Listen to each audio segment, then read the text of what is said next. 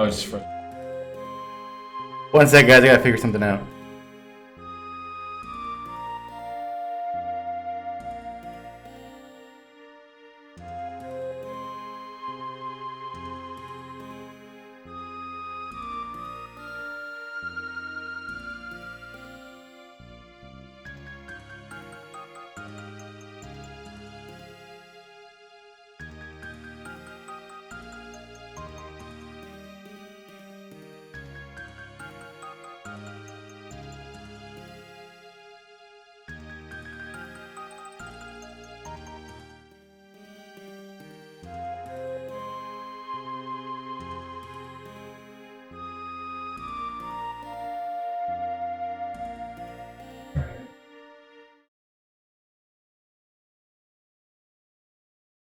Okay.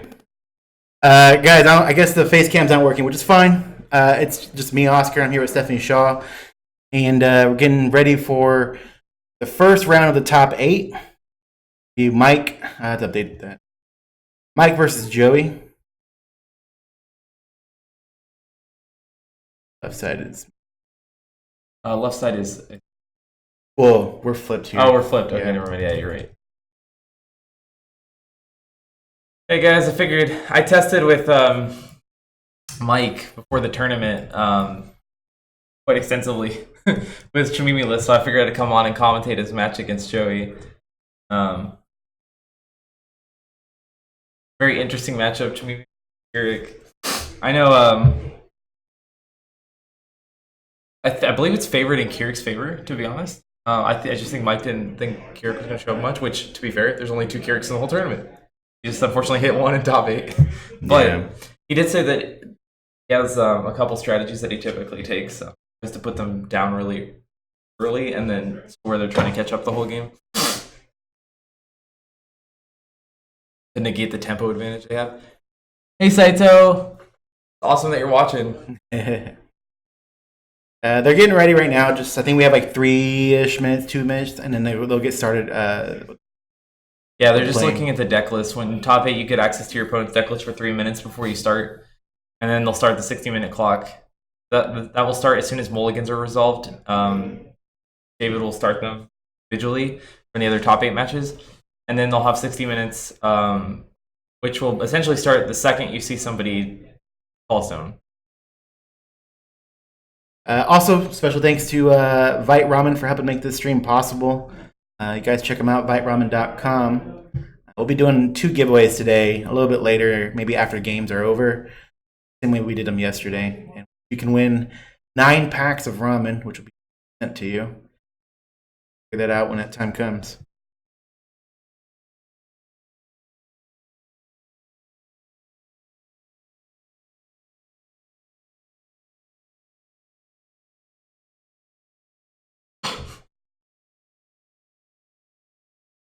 What are the odds Joey could win the event? Okay, so I think it depends which Lucifer he plays. I think if he plays the aggro Lucifer, he'll have a good chance. I don't know that he can actually beat the new Lucifer, but I really have no idea what the Keirik matchup is against that. Keirik does have a good matchup against Chamimi though. Interesting, Joey chose to go on the draw. I was talking to Mike about that he might do that. One of the plays Chamimi and Hanzo have against Keirik is that they with the energize is energize out the Borate against the beginning of the game and strength counter. It's really rough for Keirik. Yeah. Now with Hoel Pig, deal with it, and in the past it's not been that big of a play, but this format with Chamimi being almost as fast, just more of like an OTK rush. That kind of tempo loss early to make huge. Jeremy, I did confirm with Kim. The invite of this event will pass down if the winner already has a invite.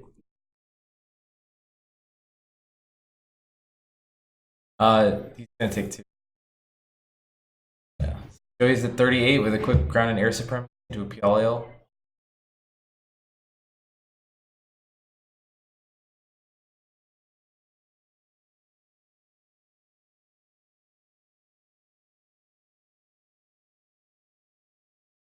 Easily the best turn 1 Keurig play that you have. And a Heaven Sundering Dragon Palm off of Keurig Search.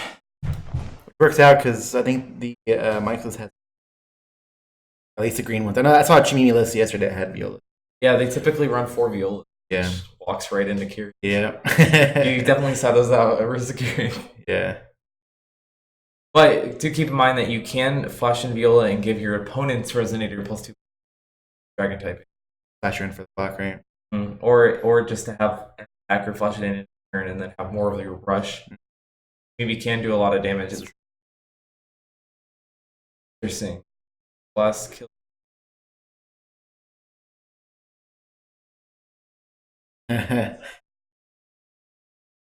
Uno stones.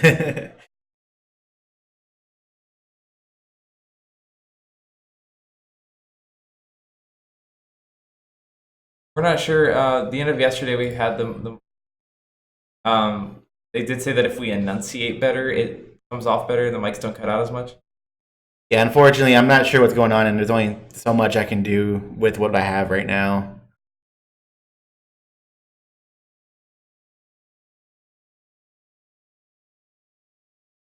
I'll just adjust that gain a little bit, perhaps cut that down a bit. He takes another ground airs. This is pretty rough for Joey. They're both aggro matchups as the advantage. You're losing 10 life or something just off your stones. End up having that be the swing. Let's Kamimi. We'll try to move. We get both closer. Just okay.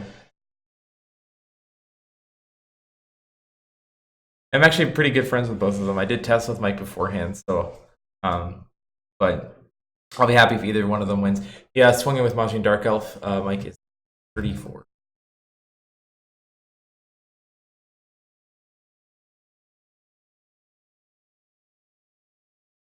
Jake says when we speak louder, it's fine. Okay. We gotta be careful not to speak too loud because they are right outside the door, but we'll try.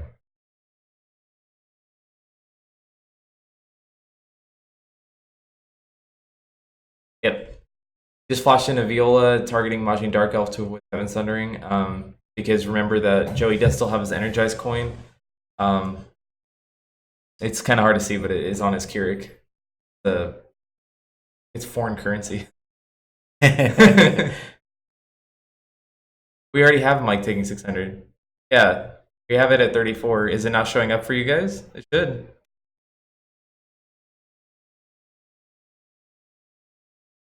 What's a pale buff? Should be 9-9 if he actually took it. I'd put him at 25.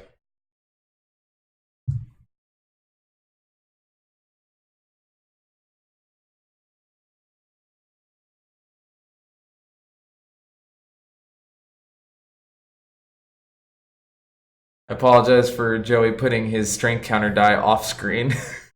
I think he used the last video. Maybe. He had 5 for the... Oh, you're right, because he did 2 grounded air supremacies. Yeah. Yep. And another Majin Dark Elf going into Mike, and he takes it, so Mike's going to go to 19.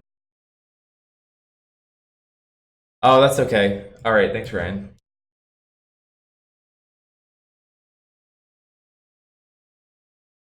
Keurig doing Keurig things. What Mike's got to be concerned about... Well, Mike does have Ferris Spell. That's the one nice thing against the... But I don't know how many he mains. I just looked at his list, but I don't think he mains more than...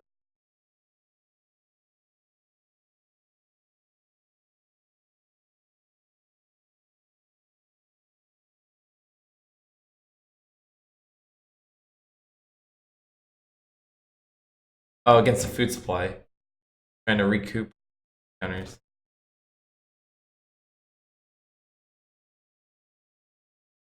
There's another 2 for Joey.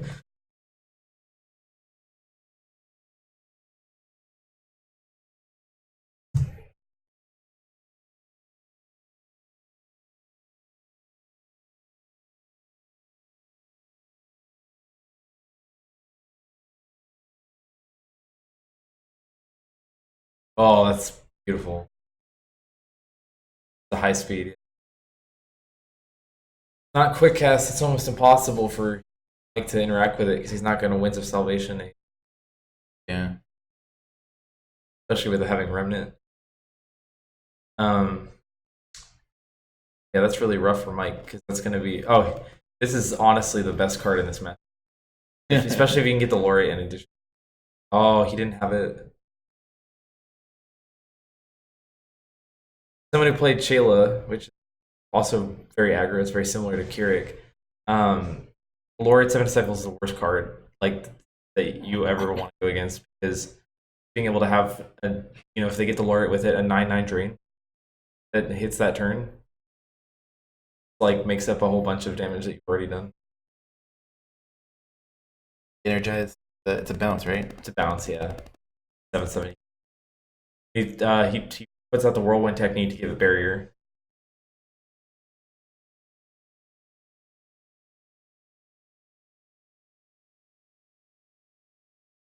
But luckily for Joey, there's no drain attached to it.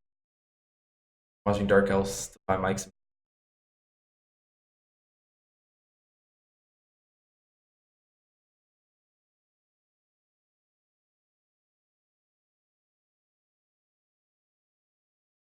No way for him to protect it.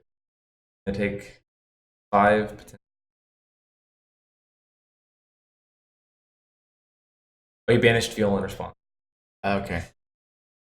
Yeah, he's gonna make it 9. It goes to 10. Now if I'm Joey, and he's gonna go to 4. Oh, he's scooping.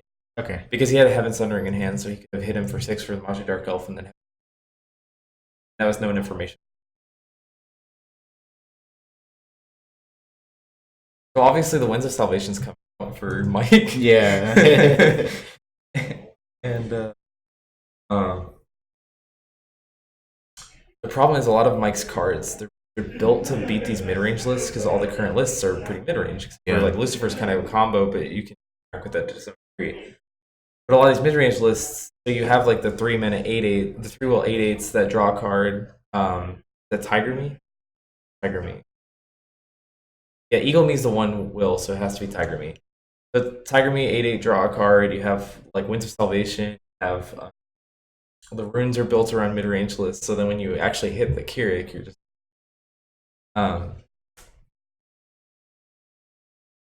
but post board he does have some Keurig answers.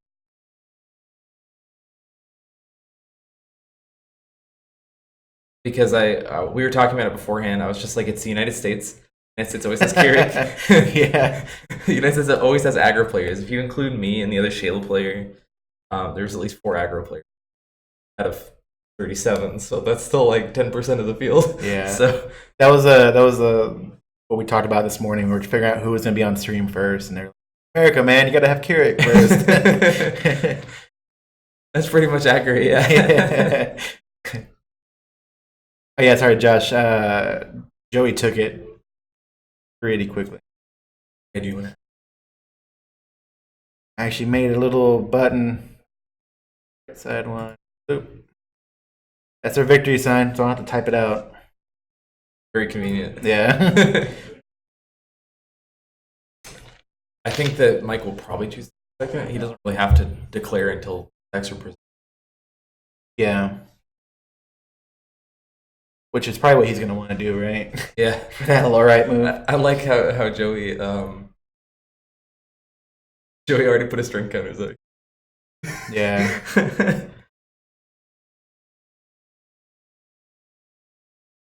They have a full 3 minutes to sideboard. As part of that sideboard time, they're allowed to look at their opponent's deck list. Most people do a brief cursory look before sideboarding because sideboarding takes so much of that time to begin with. And then take whatever remaining time there is to study the list beforehand to ensure that they're preparing around the people's sideboard cards.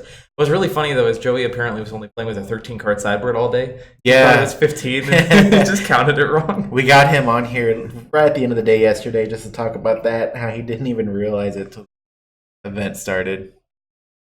Discount. Still shuffling. But knowing Mike from what I was talking to him before he started, he's gonna try that play. Yeah. I don't know if I like it that much, but yeah, it's funny. He's excited. He slammed that. Mike was very confident. He said that he like crushed Kiri at the end of the day by doing that.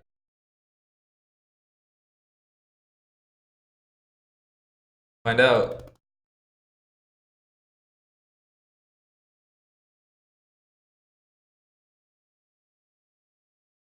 Oh no, he chose to go first.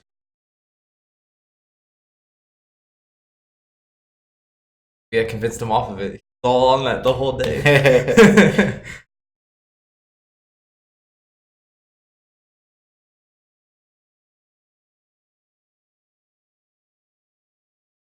Yeah, to Jason, the Lucifer Lich decks. Like I was surprised to see Lich as often as I did yesterday, especially on stream. Like, and then that combo with Layla and altars is pretty crazy. That's what I told Mike before yesterday. That was the one thing I was worried about, is that somebody made a Layla deck work, because I've been trying to make it work, but it's just anytime I tried Layla, it was either that you ended up with too much like crap in your hand, like you always get the Layla, but like you end up with like not drawing your altars, or you'd have like too much like 5-6 drops in your hand and you just get killed by an aggro deck or something. And then if you try to like make it more mid-rangey, then you're not really doing the combo, it's just deck or whatever. But interesting. Obviously, one of them did top 8. Yeah. Joey swung in Majin Dark Elves. Like took 6. And Joey took 2. Okay. Last days of a powerless Dragonoid. All those counters. Oh, yeah.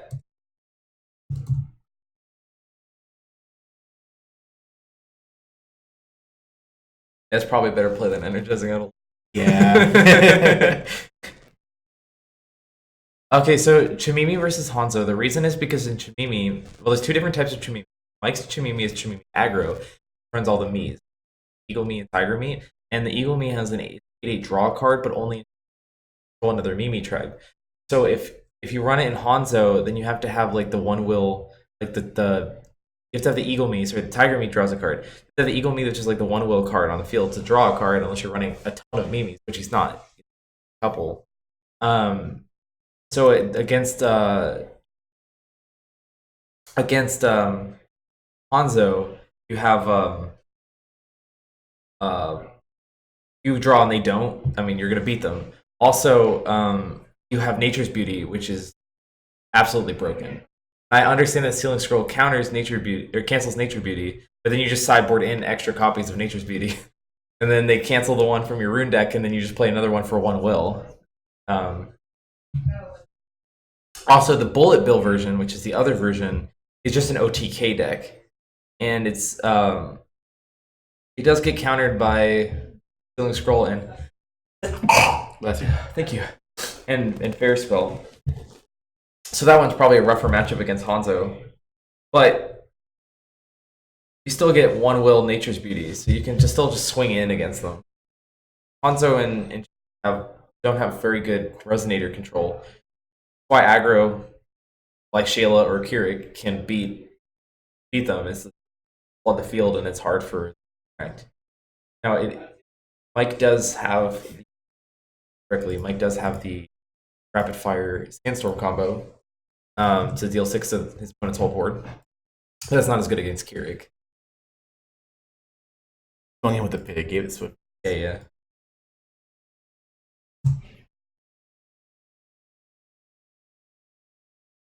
No, okay. Well, yes, you could, but you have to have rune 5. So if with Hanzo, the problem is you have to have your Sealing Scroll go off. I guess if you're going against Kachumi, you could, but you really want to save that Sealing Scroll for their Nature's Beauty. So if you're just Sealing Scroll something random just to get rune 5, then probably losing. I mean, the rune deck is extremely crucial, and the first person to use the runes in a mirror match, and Hanzo and Chimimi mirror match, are typically loses anyway, because you're using your resources too early. I can tell you that even in the Chimimi aggro lists, don't ever go rune 5. Like, you just never get the rune 5. It doesn't ever matter, because you're using Nature's Beauty to kill them out of your rune deck. Yeah, it's a 6/5. Yeah, Pygmy Hippo is a very good card.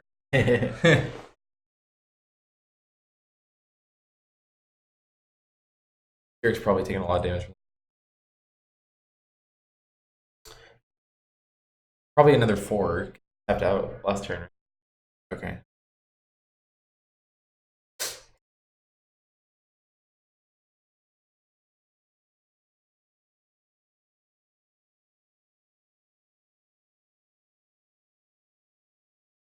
But yes, Lars, you can order it. It's just that you'll rarely ever actually have the Rune 5 trigger matter.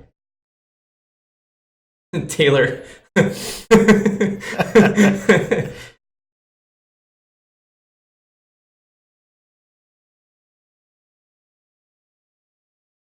want to get me pockets to put one of those bigger phones in? You can do that too.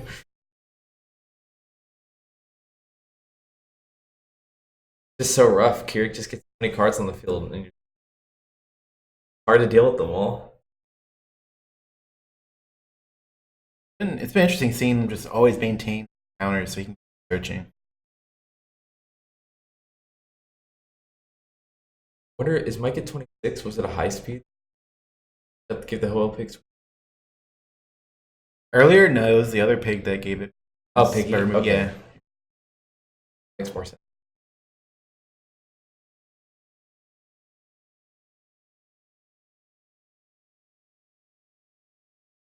Yeah, we probably did the rapid fire VC. Oh no, you just do rapid fire? Yeah, just rapid fire. That's pretty good. Recover. Yeah. 7 plus 4 is 11. Oh, are we gonna see a Playdead? Playdead is so broken with PLL because you get the counters back after you.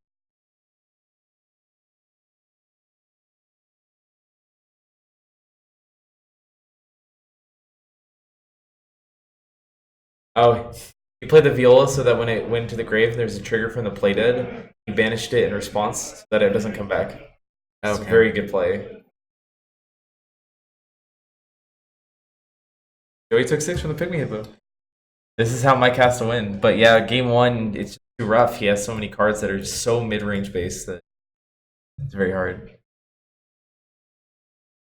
Anything over the price of the phone will be used to buy Steph pants and pockets.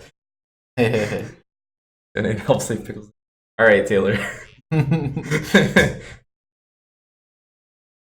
wish I had a phone with this camera quality. Good. I could, yeah. Get that GoFundMe. There you go, right? Oh, that's beneficial for Joey not to get a third null magic stone. Yeah. Get the extra strength. Right? 8 from Hippo. Why 8 from Hippo? Where did he get the +2/+2 from? Viola? I don't think he Viola'd because then he could walk into a Heaven Sundering Dragon Palm. Viola either. No, he had the Viola when he vanished. That was the end of turn anyway, wasn't it? Because he played the Viola in order to banish it, specifically in order to banish it, in order to remove the PLL from the grave. I think that was after damage had already been dealt.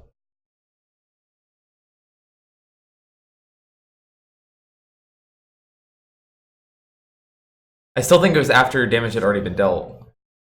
Because he elemental blasted, remember? Yeah, it couldn't have been during battle because he elemental blasted and then chased to an elemental blast with Viola. And the Pygmy Hippo swung beforehand because that was the first thing he did was swing with the Pygmy. Okay, so he just took in twice, so 9, and how much is the pig? 4. Oh, and that pig is a 5/7. Yeah. Yes.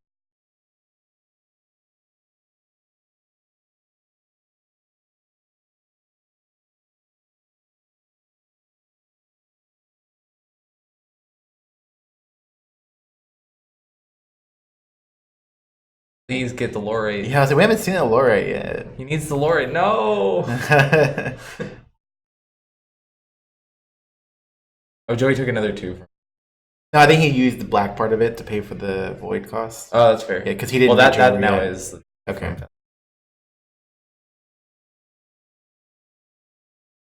Fair spawn? Oh no, whirlwind technique. Give it barrier.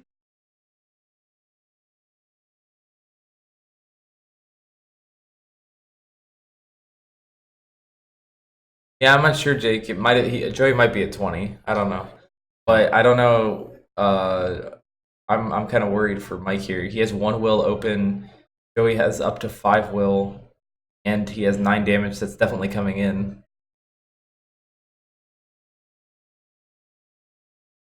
Yeah, that might be a game.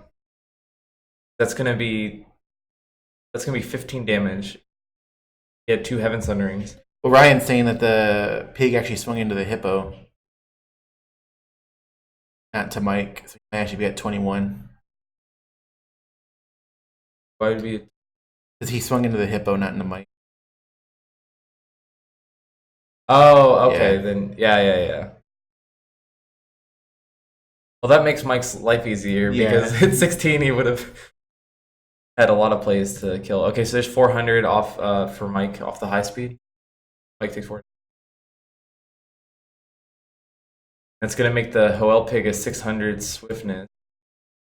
He's taking that too, so he's gonna go into 11. The Pialia will knock him down to 2.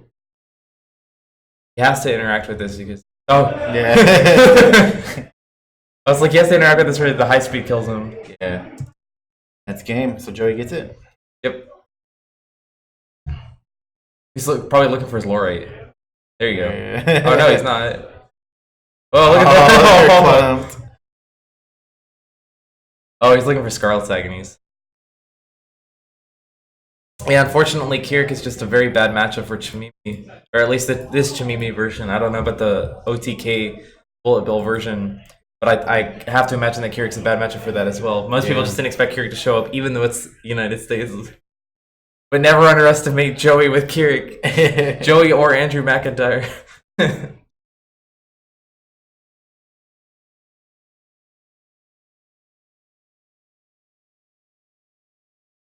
All right. Can we bring in Joey? You want to talk to him? Sure. See the face cam. No, it's still not. All right. Well, guys, I'll bring Joey in so we can have a discussion with him. Unfortunately, the face cam's not working. I'm not really sure why, so we'll just talk facing the play screen, okay? That'll be.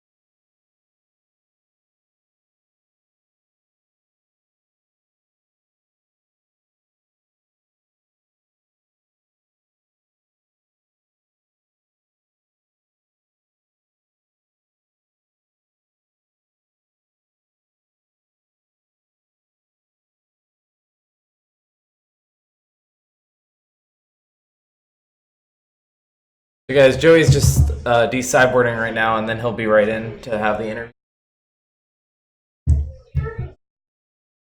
He's going to be playing the winner of Steven Holsheiser and Austin Morrissey's match, which is Lucifer quote-unquote mirror. But one Lucifer is the standard aggro variant with Majin Dark Elf and John and etc. And the other one's the Lucifer combo. Nice way. So the winner will play that, and then Derek is already in top 4 with his White Black Brunhild because Tim had to go home. So he will be playing either Sam's Chamimi, Bullet Bill Chamimi list or Cal's IU, depending on how lucky Cal is with his possession stones. He's been pretty lucky.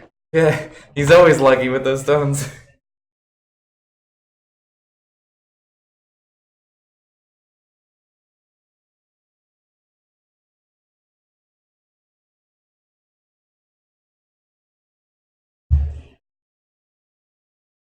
One more time. Now. Sure, it's connected.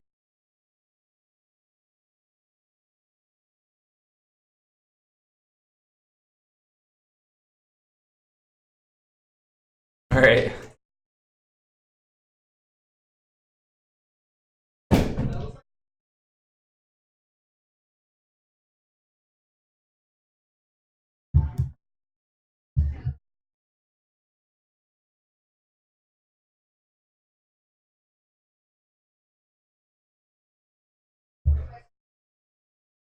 And unfortunately, it's just one of those times where you pick a deck good against the field for Mike, and unfortunately, obviously you can't, in this varied of a field, you can't beat everything, and you have to pick some things to lose to. And so he just figured most people wouldn't bring Keurig, even though it's the United States, and they unfortunately haven't hit one in the first round. But I do think Joey's in good position. I think I actually don't know that much about Derek's white blacklist. So I don't know whether, but it is Brunhild, so it actually has a decent Keurig matchup. So Derek or IU, I think he might have problems with in the finals, but Sam's also a Chimimi list. Granted, one that's built around OTKing, but hey. All right, guys, we got Joey Schilling in here, fresh off a top 8 win. You guys speak up a little bit because the mic's having problems. Oh, that's fine. That's fine. And the face cam isn't working right now. That's fine. So how do you feel? You felt like it obviously went well. Yeah, that was a faster game. First time I played against Mike in Swiss, it went a lot slower. We actually went to time. Oh, really? He had a hard time opening up any Lorites this time in top A. He didn't draw a single Lorite the entire time. And I was trying to play around it. There were multiple times he had like open will, and he was threatening a Lorite. And so like I would drop a Hoel pig and then pass to him instead of using it right away because I figured that, oh yeah, he's got the Lorite in hand. He's going to stop me and then just drop a Disciples on the next turn. But he didn't see it, so he was just having a rough time drawing what he needed. As a fellow aggro player, that's definitely the hardest thing to deal with. Are those Lorite 7 Disciples? Yeah, and they have swiftness and drain and the +2/+2. Yeah, which is why I had to constantly leave one will up every time I passed him. Like, okay, at least I can threaten a pathway part to try and contest it. Yeah, so he has to have that extra will all the time for whirlwind technique, but or fair spell. Yeah, exactly. Yeah, but I feel like Keurig has a really good matchup against Chimimi in general, just because Chimimi's built to beat a lot of mid-range decks, and when you go underneath them, they just really can't interact with you very well. It's got some really good matchups right now, Keurig does. Chimimi, you're pretty favored game 1. Game 2 and 3, if he draws well and gets the Lorites, the last days, the agonies, it just gets extremely problematic once you start getting into that late game, and then you just don't scale that well. Exactly. But game 1's a free win, so you just have to hope to get game 2 or 3, even though you're slightly unfavored. So. If you only need to get one, right? Yep. Yeah, so... how do you feel about your Lucifer matchup, both the combo and the aggro? Because you play one of them next round. Yep. So in testing, when me and Steven were doing a whole bunch of testing specifically with his list, he's siding into Ushuaïa combo, which is really interesting. So game 1 is pretty free for Keurig the majority of the time. Keurig really doesn't lose to Lucifer ever until they actually out-aggro you, which is an incentive that the aggro list has as well, just generic aggro game 1, where sometimes if Keurig just doesn't open up, well, Maj and Dark Elf coupled with like Jean's can actually just beat Keurig down if you just don't draw that well. So I do think the aggro list is pretty legit. I played against Austin in Swiss, and he was one of the few players that actually took a game off me, and he got me down. I think it was to like 3 life in our final game. So he almost got me.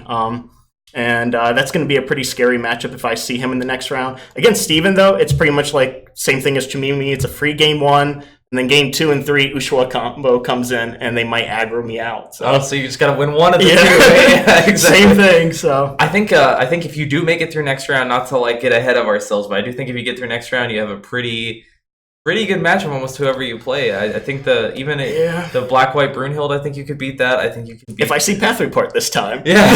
I think you can beat the Sam's list, the Chimimi list, because it's a ball OTK list, but I still think that it's the same thing with Keurig and Chimimi. Even whether it's aggro or bullet ball. Yep. The only thing, the IU, I don't know. IU's always a weird matchup. Yeah, so I'm still mainboarding that one cross counter because I refuse to lose game 1 to IU because it basically gives them the same thing that I get to deal with, where game 1 is most of the time free for Keurig. Yeah. If I don't mainboard that cross counter, then game 1's just free for IU. Yeah, at least you can search it out. Yeah. So that's the nice thing. Yeah.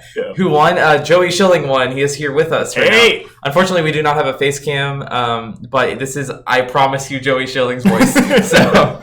Yeah, Keurig got it. So got it 2-0. I believe it was 21 minutes, so something like that. Yeah. It was pretty quick. Well, he didn't draw Keurig, more. yeah. So, but it was cool. I like it. But yeah, game 1, I have to basically hope to aggro really hard, get the cross counter against IU.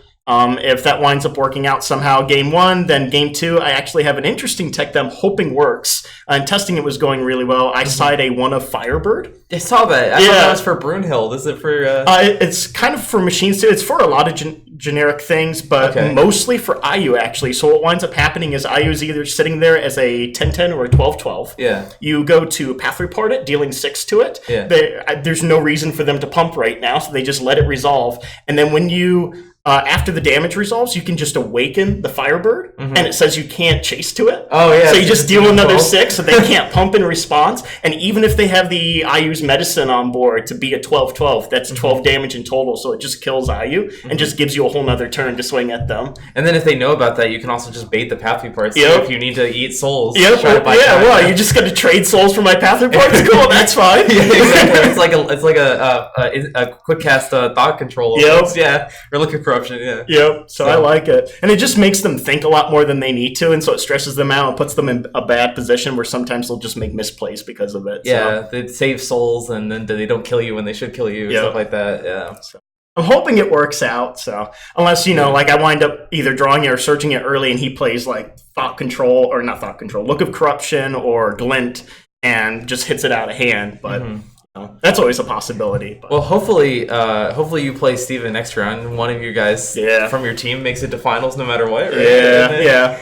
That's true. It's going to be sad playing again. We both have unpaid invites, so we're going to be knocking each other out one way or the other, but it'll be cool. At least one rogue skill would be up there. So. Up in the finals, yeah. Yeah. Well, thanks for coming on stream, and congrats again to top 4. So Yeah. Thank you. Yeah, good luck the rest of the tournament. Yep.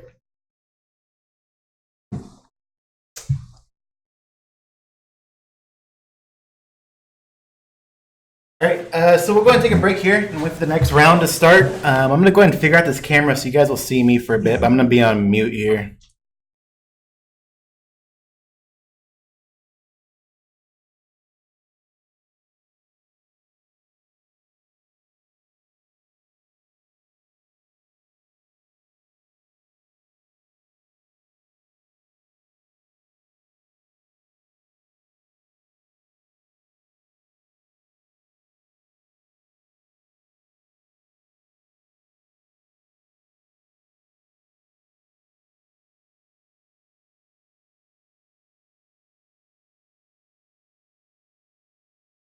At least you have got it. Yeah. All right, and now I'm going to just switch to a top 8 screen. We'll be back with the next match here in a moment.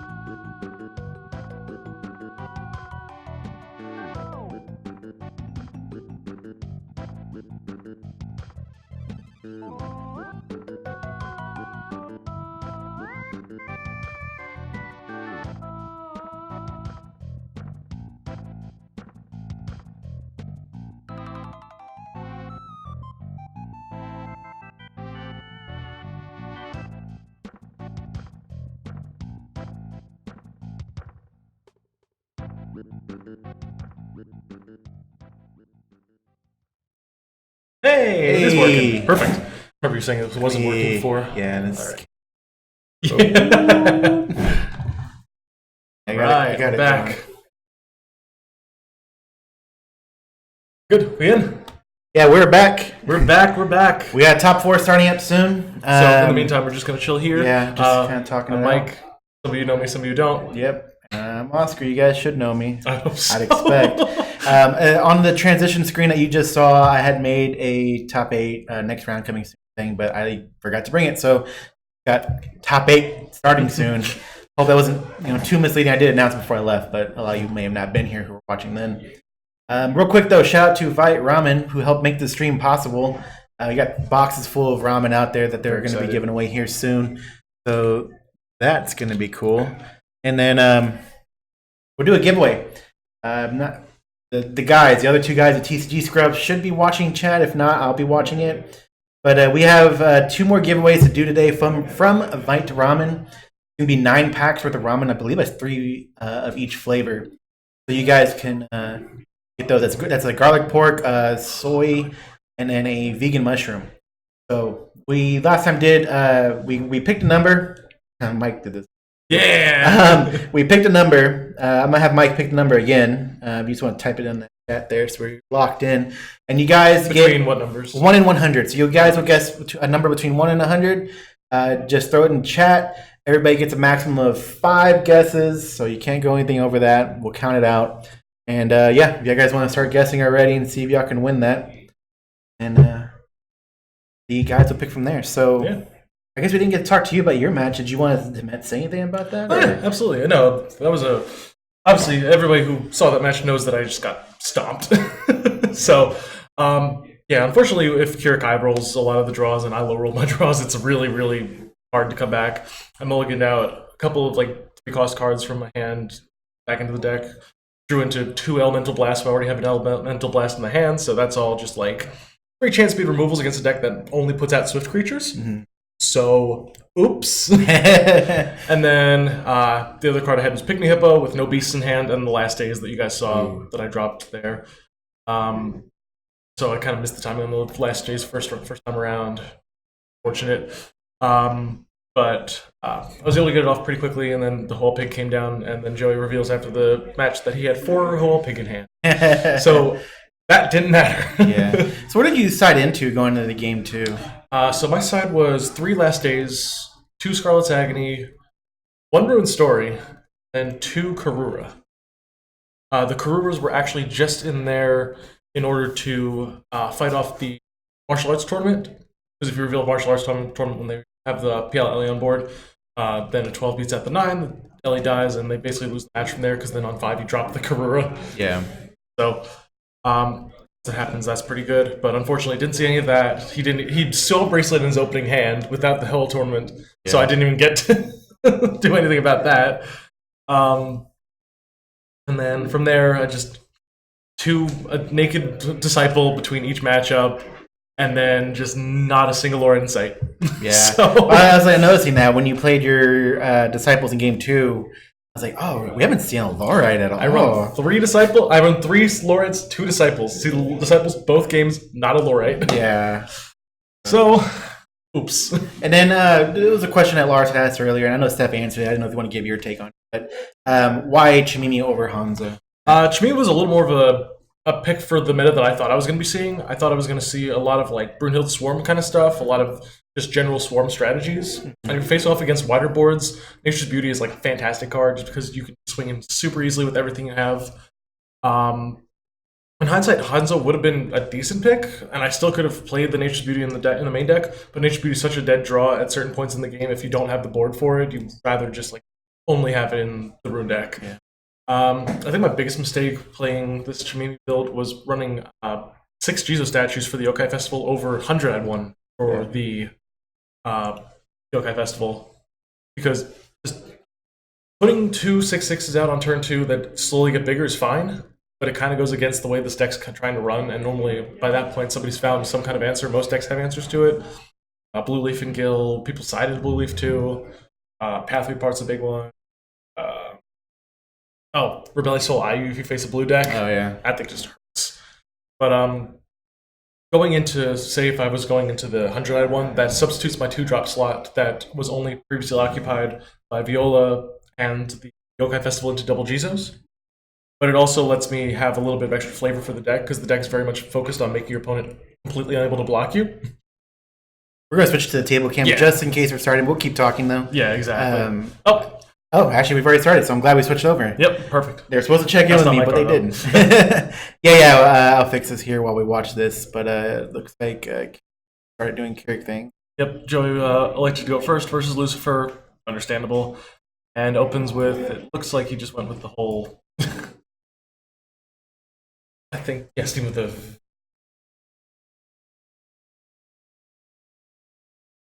Forgive me if that's wrong, somebody can correct me, but... It's Steven with a V. Okay. I always forget, yeah. But General Keurig opener, looks like I'm not sure if he dug, because I can't really see the number on the dice. It's a tough. Oh, yep, first turn Layla. That's become pretty standard right now. Yeah. Layla's such an insane card. I'm so glad that people are starting to work with her. Oh yeah, no, I've said it a million times, especially on stream already, like that Layla alter immortality combo. I was just like, oh my gosh. For the 5. Yep, very easy. Oh, the pathway part to... Oh, okay, so it's that. Dragon Palm, so Layla trigger will resolve before the match that goes through. Now how much is he taking that? I don't think he buff it. He didn't get anything out of it yet. Still, Stephen could have like a Life Severing Blade here, so there's a chance he might not have. Okay, it looks like. Yeah, I think he took it. That's 31, right? Yep. Electing to use supply, which is a really interesting tech actually. I think if that card was a Battle Arts, I'd be much more inclined to play it in a deck like that. But card Found's Play Dead. I believe Joey should be at 8 count on Keurig now, because he gained the 5 off of that and used Galilei. Magic Stone.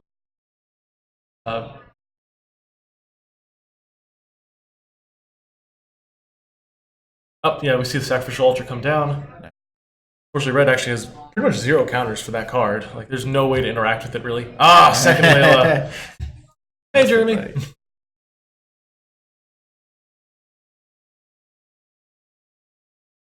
Oh! There he is. There it is. Power of Immortality.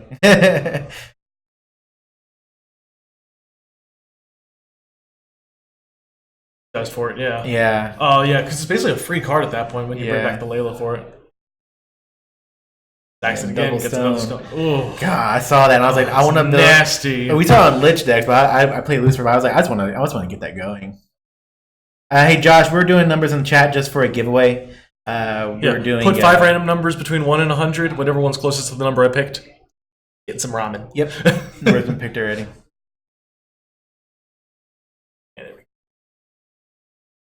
After game 1, we'll end that giveaway, and then we'll be doing one last one a little bit later, which I think that's one last one. I'll double check with the guys. It may be the last one here. I'll double check. Steven took the 900 from the PLL swing. I think it was the 9 because of the attacking. Pretty sure that's what 22.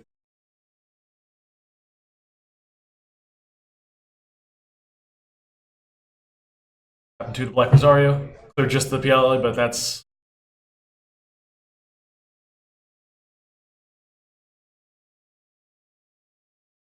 Oh yeah, I don't know if I announced it, but Team Rogues Guild match here. Oh yeah, Two Rogues Guild guys having to go against each other. it's basically Very just gauntlet at this point. Yeah, I'm sure they're very comfortable with the matchup.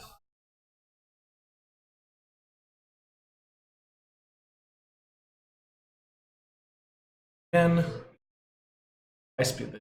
Yeah.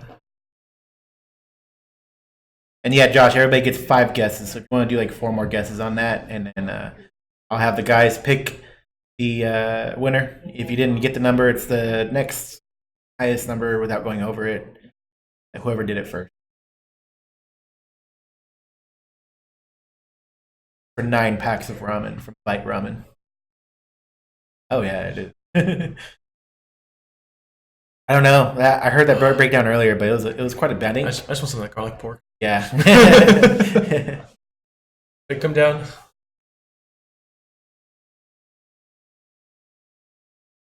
I'm not sure if the pig's going to be doing anything right now. Oh, I think Joe should have a pretty decent amount of counter. Oh, now it's going to be doing something. I'm sure he... Did he awaken that? Did he awaken that? I don't think he did. Oh, he might be low on counters then at that point. Yeah. So that's coming to 6, it looks like. Got it down to 60.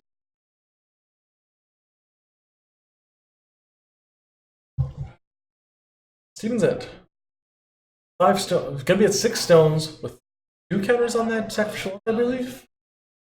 Yeah, I think he's only done the 2 for the Laylas. Yeah. So. Magic Stone. Not sure what he can search. Well, at this point, he can search for anything he wants and also play another thing on top of that. Yeah. So he might be able to just swing the game up this turn early enough. Nice picks, Josh. Yeah. 8 and 8. Oh, there's Allstate. Oh, yeah. What a good card. Oh, man. Second altar, getting stuff. Counters. So I haven't looked at Steven's list to understand it. They have the list because they get to go over them. But I'm guessing what Obazuruki is an option. Yeah, Obazuruki is pretty much your late game cleaner just because once you have 10 stones, it's a 20/20, and it's really hard to deal with a 20/20. Yeah. And past the Ruined Earth. Ruined Earth, Oh yeah. man. Float in the green makes sense. Floating red. Oh, red. Yeah. Okay. Sorry. So used to people floating green and self-floating green.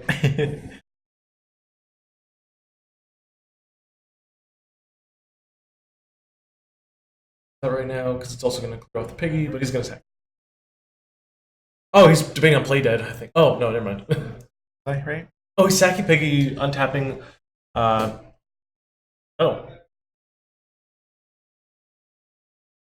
And then that triggers. Okay.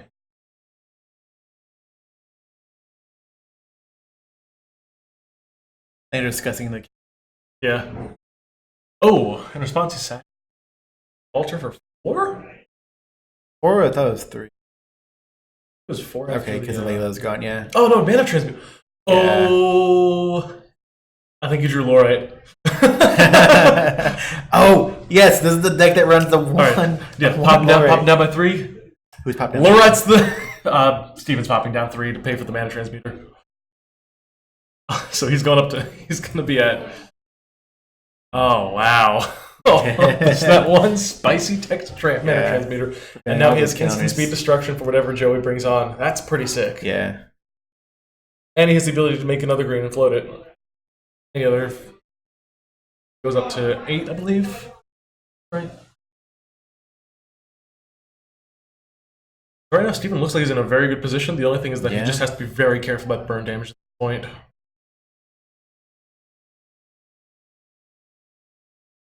Joey, there's no way Joey doesn't tap for stone here. Yeah, he's got to tap for stone. Okay, he gets the Dragon Ore, so he's going back up by counters. Not too bad. 2.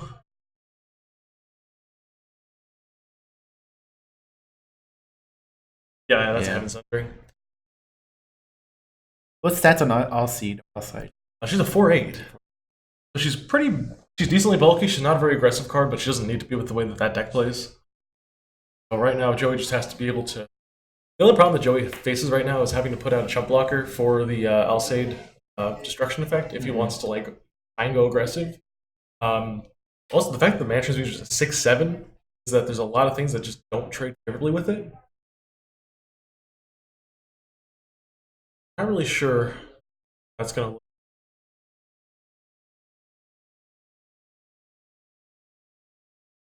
He might try and bounce back the Alsaid before trying to do something, but I think that might lag on his part. Right now, Steven has no way to interact with a bounce card.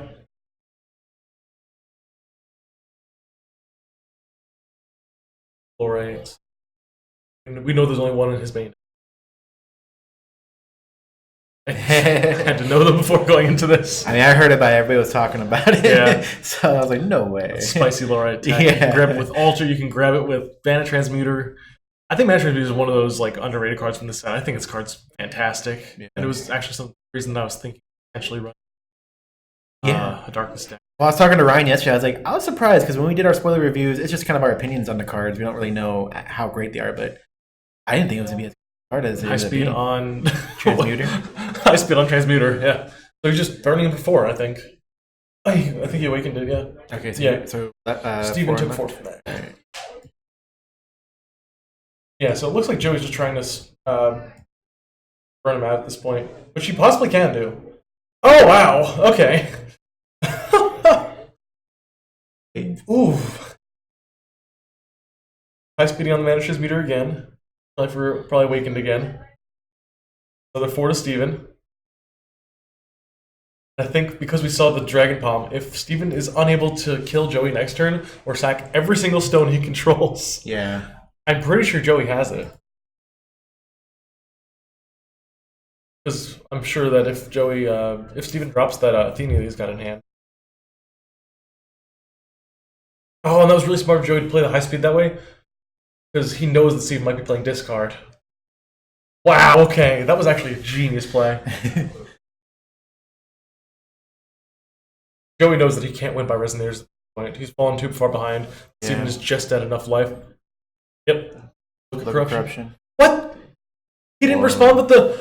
Oh! What? Joey! No!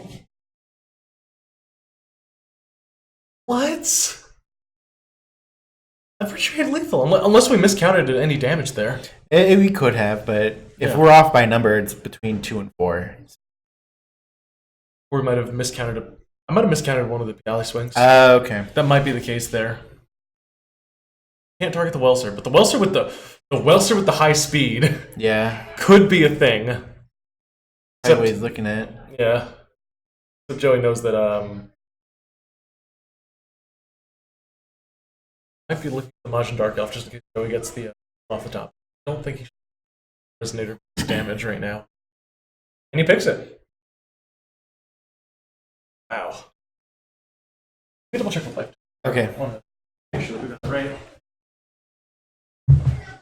That makes sense. Yeah.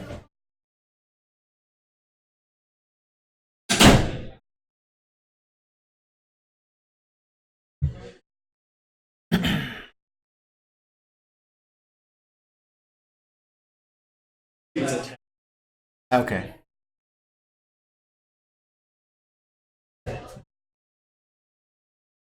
That was problem there. There, we update the scores. That's what it's accurate displayed right now. Yeah. Sorry guys, I must have miscounted one of the Piali swings. Oh, Athenia. Oh, that's not good. Alter again. Oh, that's not good. Oh, that's really bad for Joey. Athenia plus Alter is just...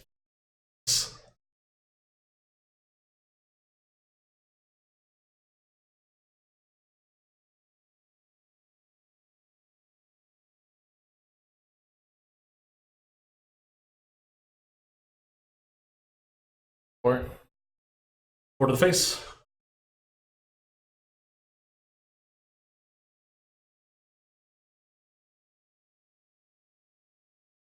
Always Steven.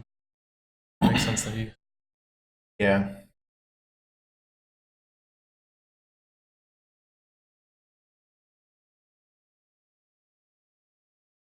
really intense, not gonna lie. So there's so I think Joey is pretty much forced to tap Keurig here to go up to 10. He has to be able to work off of a very limited number of stones. If he's able to pull a Heaven Sundering Dragon Palm off of the Keurig, Yeah, goes up to 10, he's going to try and dig for it. Because if he gets that and is able to high speed plus Heaven Sundering, that's exact game. Yeah, this is game 1. Oh, I think he missed it. He did get grounded there, though. Yeah. That's... I don't know how much this is going to help him, but he's got a lot of damage to deal with right now. Like, that's a lot of damage. He does have attack 3 Asthma. That's actually pretty solid. So Joey has to kind of dance around at this point. Unfortunately, yeah, high speed is not quick cast. Yeah. You really can't do much about that. Doesn't look like there's any sight, so we can't do anything involving Cover. not even recovering. Also, flying. Oh yeah, Yeah. Piggy. Oh, Joey should be at 33. Yeah, I missed the swing when I went in life.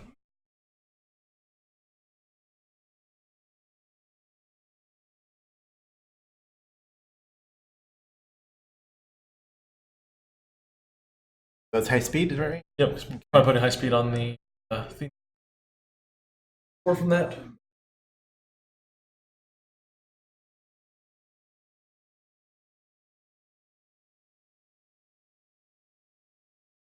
We've seen a game yesterday go down to 1 and just completely turn around. Yeah, format's been absolutely crazy.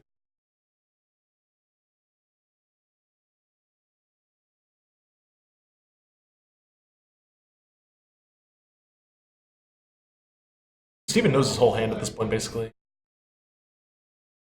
Yeah, you could definitely stall with cross counter. That's actually a good option there. If Joey can find any bird damage within that, kind of add it up with whatever he already has. Yeah. Passing. Yep. Here we go.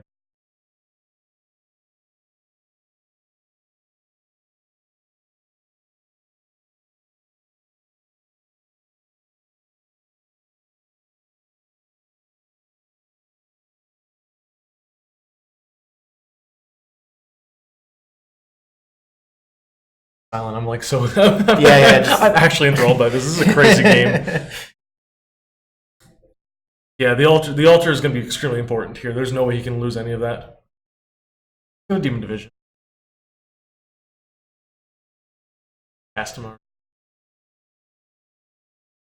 Yeah, absolutely. Talk about that. Yeah.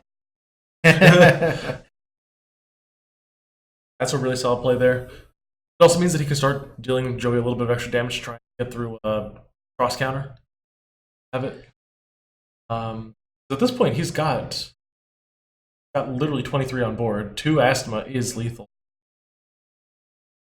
Joey tries to respond to the Asthma. Yeah. 5 to Joey and 5 gained from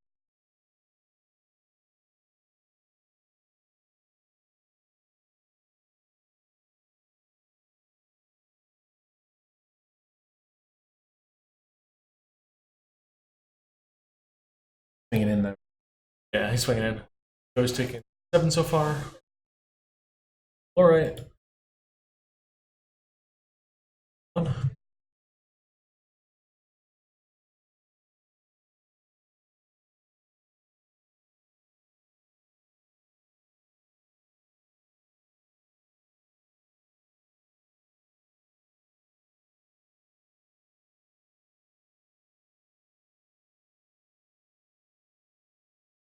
Steven's very much.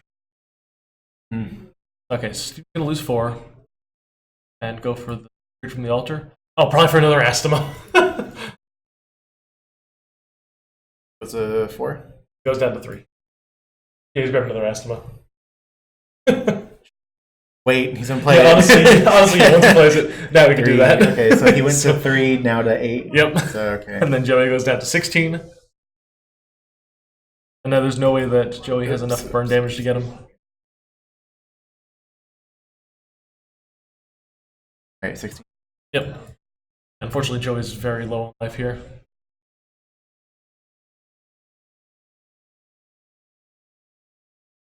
I think Steven is very much in a winning position here. I don't think there's anything Joey has in his hand to stop all this. The time around is, I believe it's been 15 minutes since round started. Yeah, we'll check here. Or if you want to do it right now, you can go ahead. After this game, I'll check with David and see how much time is left. That Layla altar opener is just getting him right to where he needs to be.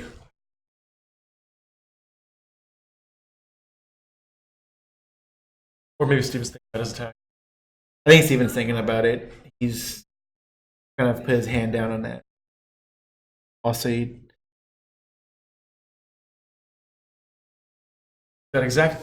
got exact damage for lethal with the 2 cards he has on board.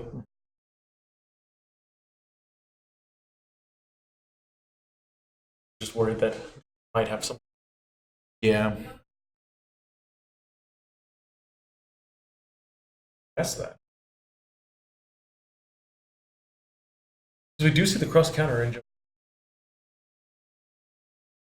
Esma drains 5, but Joey also paid 400 for Freed from the Altar. So he's actually exactly where he is.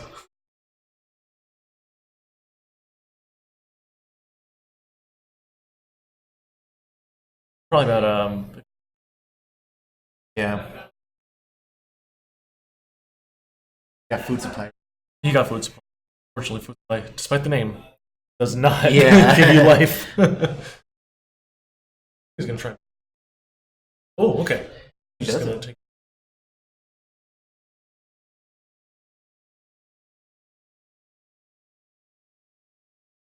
Lance is gonna think forward. Back. Ooh. The altar. Yeah.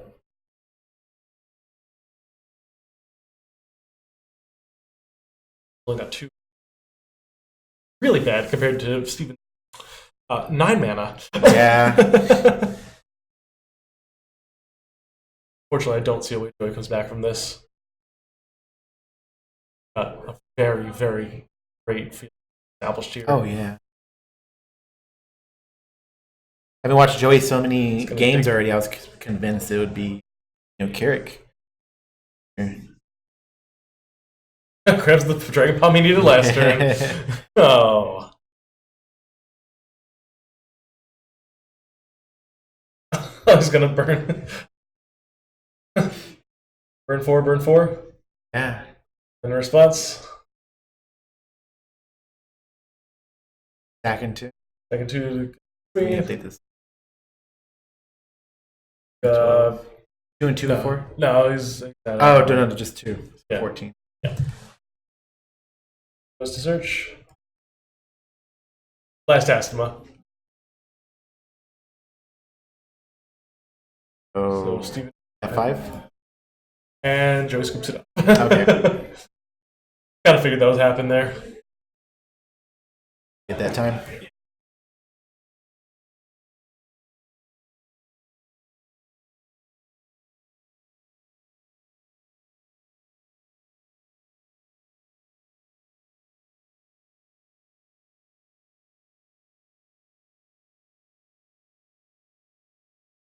What do we have for time? We're at 37 minutes for time. 3 minutes to look at each other's decks while sideboarding. Then we're going to see what happens after that. So 37 minutes left on the. In case you guys didn't hear. So, what's sideboards looking like? What do you think they? I mean, we don't have the list to be familiar with what they're running. Yeah. Steven's sideboard has Ushuas and Heroic Epics in it. And that sounds like it shouldn't come in, Yeah. but I would love to see it. Joey's sideboard I know pretty extensively from us playing together. I think he's going to put in a little bit more, probably a little more burn if he happens to have it. Yeah, the high speed's going in. Yeah. I don't think the whole pig tournament doesn't make any sense. Just we saw the heroic epics go in. Oh baby. Ooh. What's the next Wanderer event? Oh, whenever Wanderer gets fixed. Because that format is unplayable right now.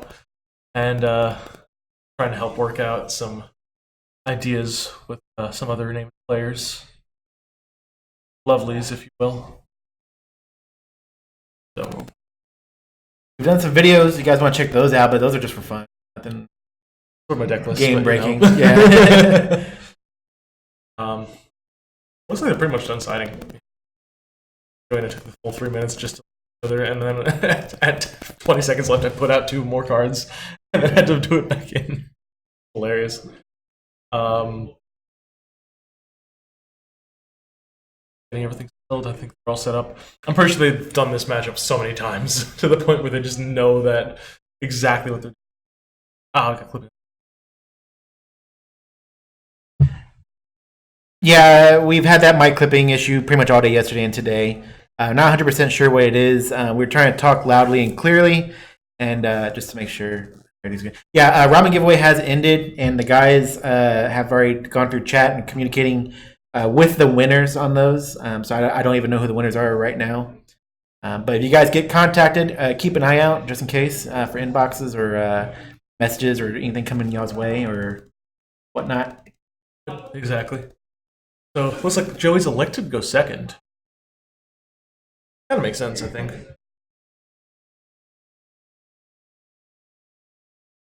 Like slipping hard, apparently. And we will have one more giveaway today, which will be at five total giveaways. Again, 9 packs of ramen, 3 of each flavor that they provide. Should we unplug them? No, we've already done. Oh, There's nothing that, yeah. shit.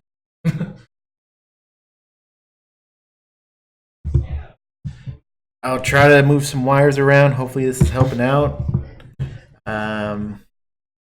Lesson learned for the stream of what needs to be done going forward. Usually a trick is just loud and clear into the mic, and it can help.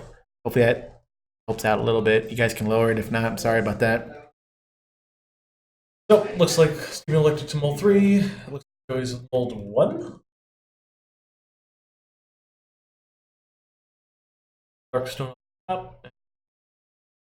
Skeleton Horde. Pretty obvious. Yeah. Them Skelly boys.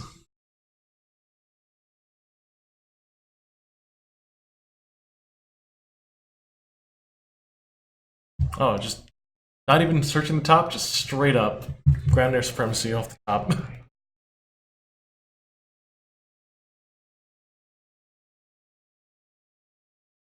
I come down. I'm sure Joey's not even put the counters on, just say, I'm Yeah. Take the route. Yep. 2, 5. Whiff? Yeah, that's a whiff. Oof.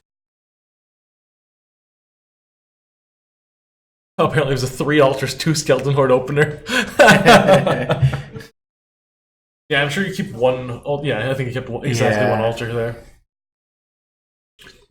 I don't think you do anything but altar here. Skeleton horde drops sounds best. Yeah. Unless he wants to just Black Rosario here. Just nip it in the bud and immediately get it. But freed from the altar. Alright. Steven takes 4 and is able to search for any Darkness Resonator. I think it's gonna be Layla, because I think if I know good Darkness cards, it's a Layla.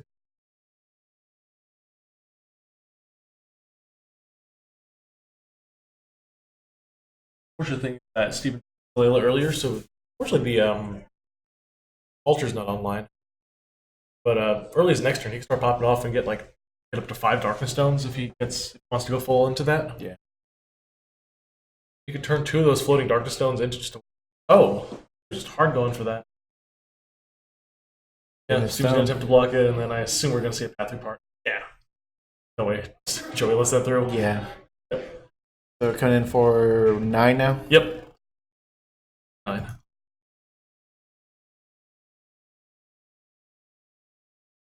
Seven.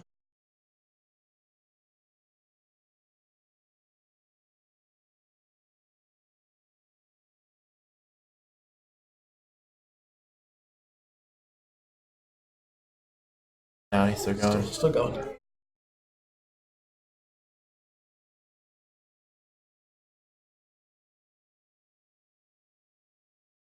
Or energized. Yeah. Yeah, Ho ping some. Search. Yep. As low as you can. Board.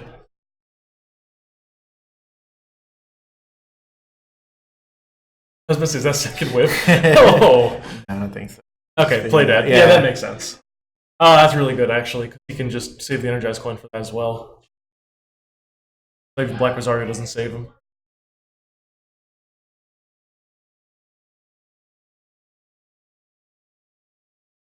So I'm getting an Old Darkness Magic Stone. Oh, I've seen the White Leaf. Yeah. The White Leaf's such a good tech at loose for decks just because aggro does hurt you so badly. Yeah. Ultra comes down. Makes sense. And so does Layla.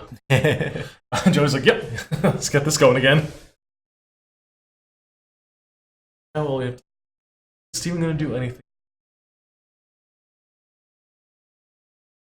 Try and see if He's probably seeing what he could, if the stone would benefit him right now, right? exactly. Now rather than Unfortunately, waiting. Black Rosario does nothing again. Yeah. He'll just get back PLA if that happens. Yeah, his best is over. I don't think we saw any removal in Steven's head either. Say what? I don't think we saw any removal in Steven's head right now. So I think he has to rely on that altar for.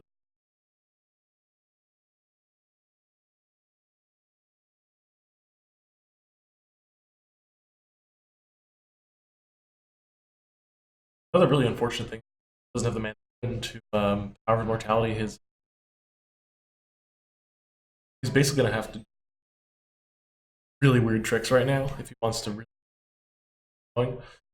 I think he's probably going to give that board fly. So Layla is actually doing nothing. A fun play that he could do is Layla from Sacrificial Altar, and then sack the Skeleton Horde, sack the token, but also Power of Immortality on the Horde. Or he's just going to take 4.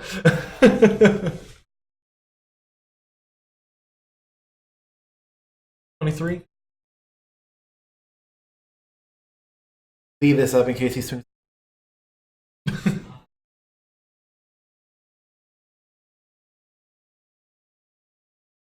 Lay dead on the whole pick. Alright.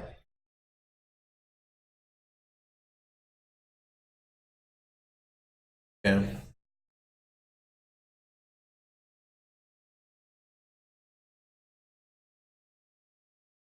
Pick is now recovered. Up to more. Yeah, he's going to start giving swiftness and flying.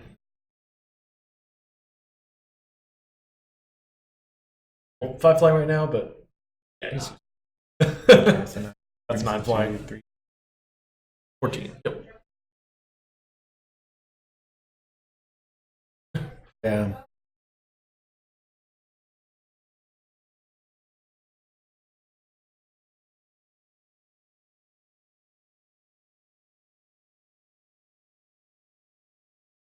Top 5.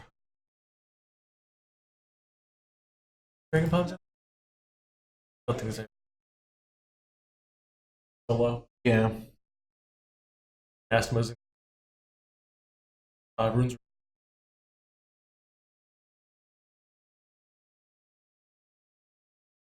Yeah, machines were not in top 8. The one Loki machine player that there had to actually leave, so he's not. So technically, the one Derek now in top 4 as well.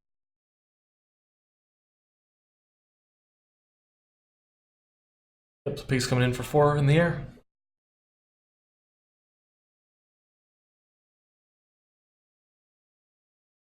I'm on the wrong screen. You're on the wrong screen.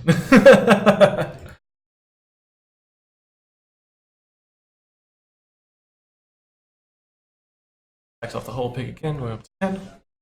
5 in the air with Piggy.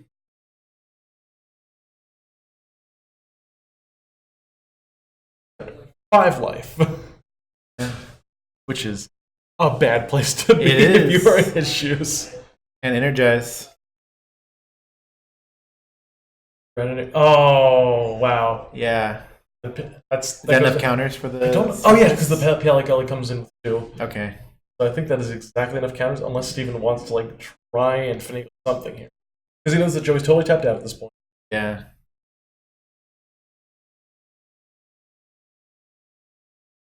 think he has to go exactly forward. No, he has to exactly sack off.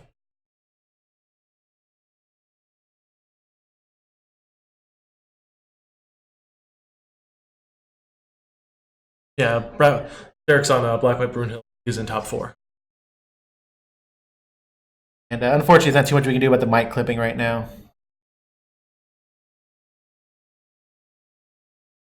Buffing Pele twice, going for flying swiftness. Steven does have that White Leaf in him. Oh, specifically about machines. Okay. Machines were in top 8, but the player was 8th seed. He actually had to go home and had to concede last night. So unfortunately, we were not able to see him. Yeah, the lucky machine player had to concede. Yep, the Power of Immortality play here on the Skeleton Horde. Alter, getting a token, and the Skeleton Horde back. Ooh.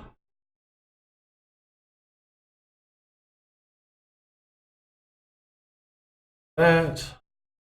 Unfortunately, Asma does not stay in here. So he has to go for, I think, specifically Athenia? Or counters. Joey's sitting there just holding on to his. Yeah. Oh, Oberzuki. Okay. Oh. Now that's an interesting pick. Now it's the one that enters and he gains 2 instances of drain. So he's going up to 25 life, I believe. That's a way to stabilize. Yeah. Oberzuki's a very strong card. What a turnaround. No. Wow, okay. Still got his token up as well. That's actually fantastic. And now he can just trade into whatever he wants. That's a 10-10. Oh, or he can just block for something. Yeah. Oh, stop. He's already dead. And then Joey takes 5, Steven gains 5. Oh, wow. Now that's brutal. Yep. Up at 30, and then I think Joey was forced to take 10 and the 5. Joey should be at 20. What a turnaround. Wow. Okay. Now you see the power of the Alter Lucifer decks. Those things are actually really insane. I'm actually not sure if the Lich or Lucifer version is better. The Lich version gets the Cycle of Death for whenever you bring things. It also has the Unleash the Hounds, whatever that card's called. Yeah. I mean, we had two Liches on stream yesterday, I think, and I don't know if I saw too much different that it couldn't have just... Yeah, I think the main differences were with the Master Runes and the fact that you can flip Lich and then use the tokens that you spawn off of him for the altar when you use the altar. Oh, wow. Even stabilized it. Oh, it's going to be stabilizing at 6 stones. Oh. Wow. Okay.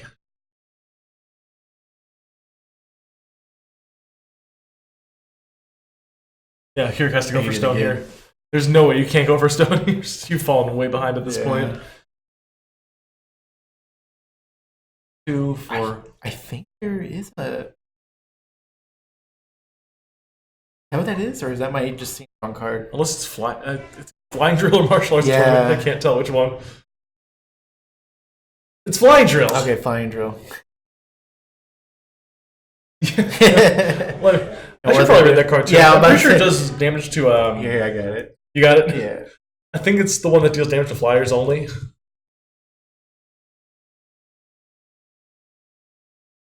There it is. 1,000 damage to target resonated with flying. If it was awakened, second one as well. Wow. Awakened it. Yep, you awakened it for 3. Okay, so that's one way to start coming back. And then the whole pig, of course. That's actually really good timing for that as well. Because he just went... I think with that one activation.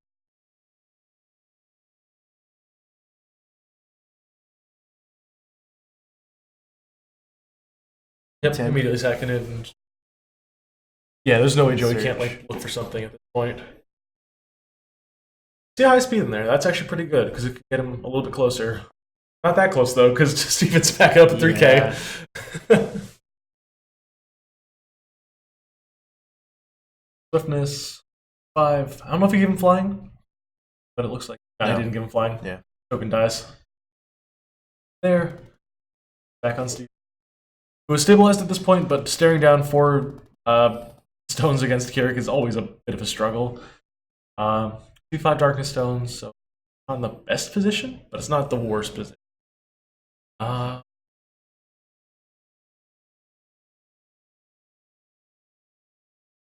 in the piggy. And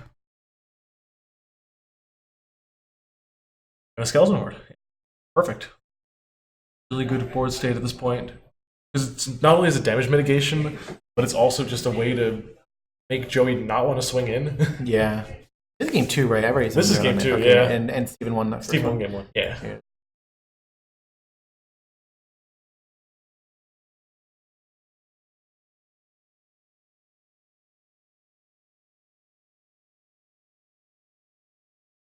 Yep. Yeah. That's the win counter. It's easier than me having to go into the line and type out the 1. Right. Smart move.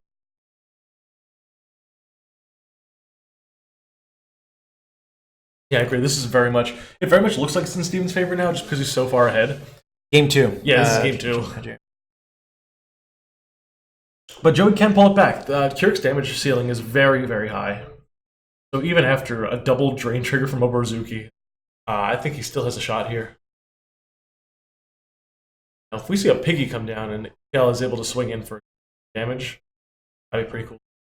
Oh, I think he might be judgmenting Keurig here.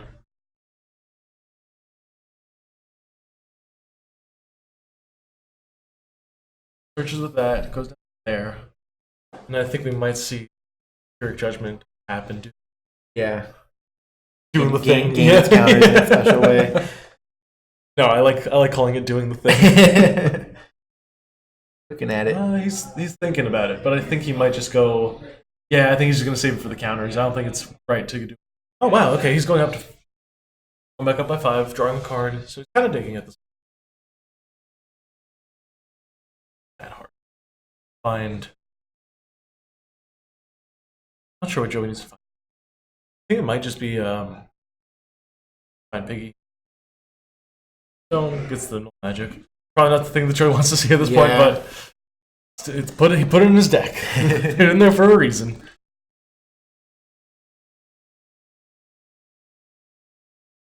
And on the PLLE. Think you're doing something. Yeah. What's just pass right yeah, over. because what's her stats at? Athena's a 12-10. Not 12-12. It's not the paywall idea. Yeah. Joey's boy is currently getting -2/-2 for the turn. Onto that.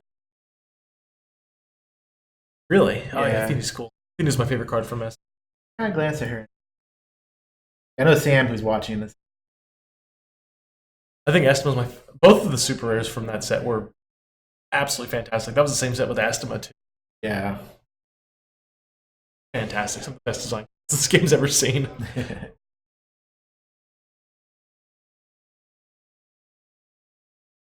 Rune deck right now. If he does manage to flip with the 4th rune, Athena can just threaten to kill PLL here. Yeah.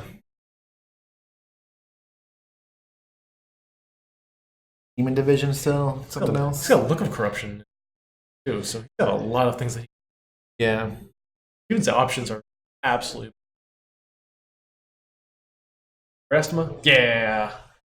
+5, -5, but Joey wants to respond to anything? Nah, Joey's just going to take that. There.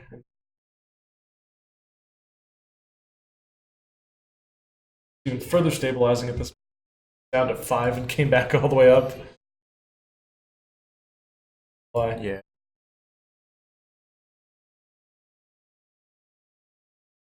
He hasn't used that white leaf either. Let's still say No. that he could go above 4K against a Keurig. Or he'd just save it. I feel like he's saving it just in case he gets that low again. But Yeah, he might be. The thing I'm wondering is if he puts in Command of Life and Death. You could bring back White Leaf with Command of Life and Death. Oh, yeah. Just use it for 1400 burst heal for 2. yeah, I know there's a demon. Yeah. I don't know. He's only got 2 mana. He would only have 2 mana afterwards, so he'd do that. No, this team's not going to try. No, Ruined Earth. Yeah. -4 the board. Oh, I see what he's doing. Okay. He's going to try and force the Piali to pay the tokens. Board's getting -6, -6. And then he can Athenia to clear off the rest of it. Splitting 2, but stacking the Magic Stone and paying 2. What was that life total change? I saw him go off camera. 200. For -2 for Joey. For the stone.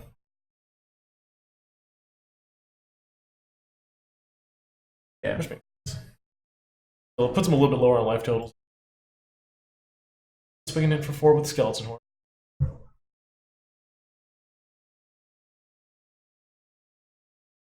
The floating. Yep. Awakened, so he's. Yeah, he's taking that. That's much is 400.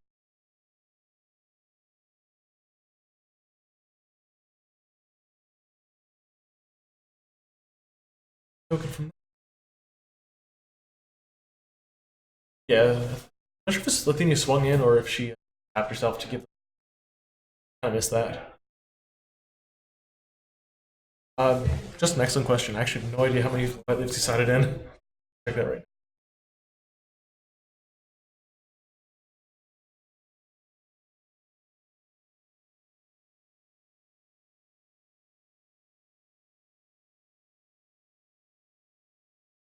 Only 2 white leaves in the sideboard actually, so he's seen both of them in his opener.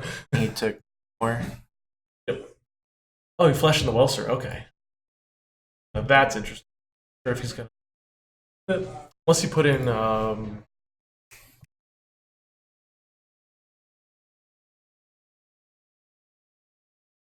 Power Spike. Yep. He could high speed the Welser here and deal a lot of damage. Yeah. But I'm not sure if that's worth it because he's not going to get the Welser damage through.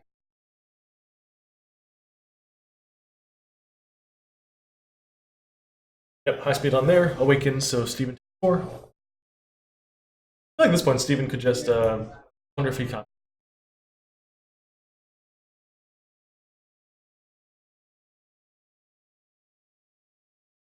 So it might be. Just gonna straight up play with the 1/1. So The we're gonna do 8? disrespect.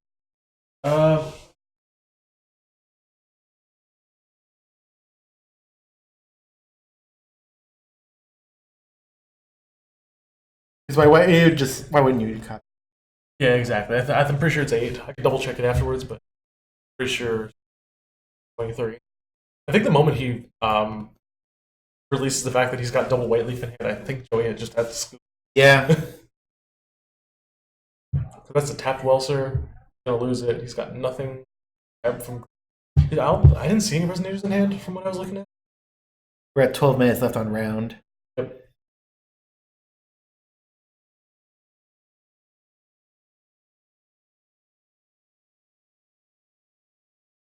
Joey just has to get a win here and then try and just squeak it out in rounds.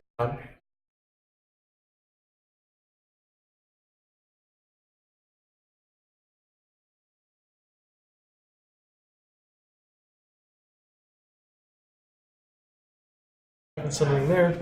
Awakened as well, so he's taking like an extra 4.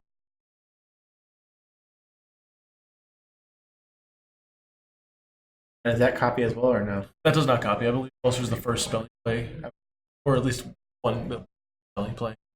Double check that.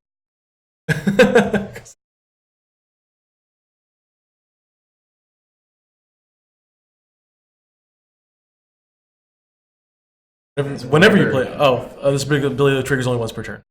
Joey scooped it up. Oh yeah, he revealed the 2 white Yeah. leaves. Yep, I knew that. That's it. That's when you know you lost. You're Yeah. playing the aggro deck if your opponent just drops those.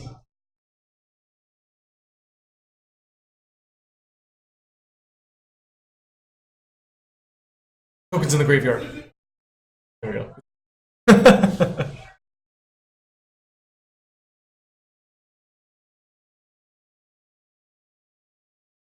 Let's see if we can bring him on. You can talk to him if you want. Oh yeah. I'll go grab him.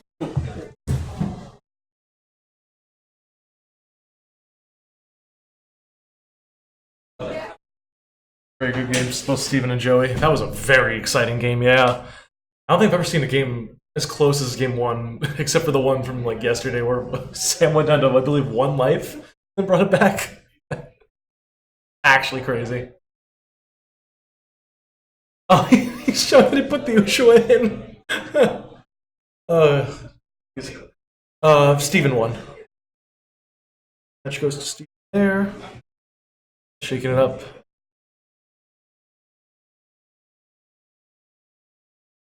Oscar's going out to grab Steven. I'm putting all his cards away.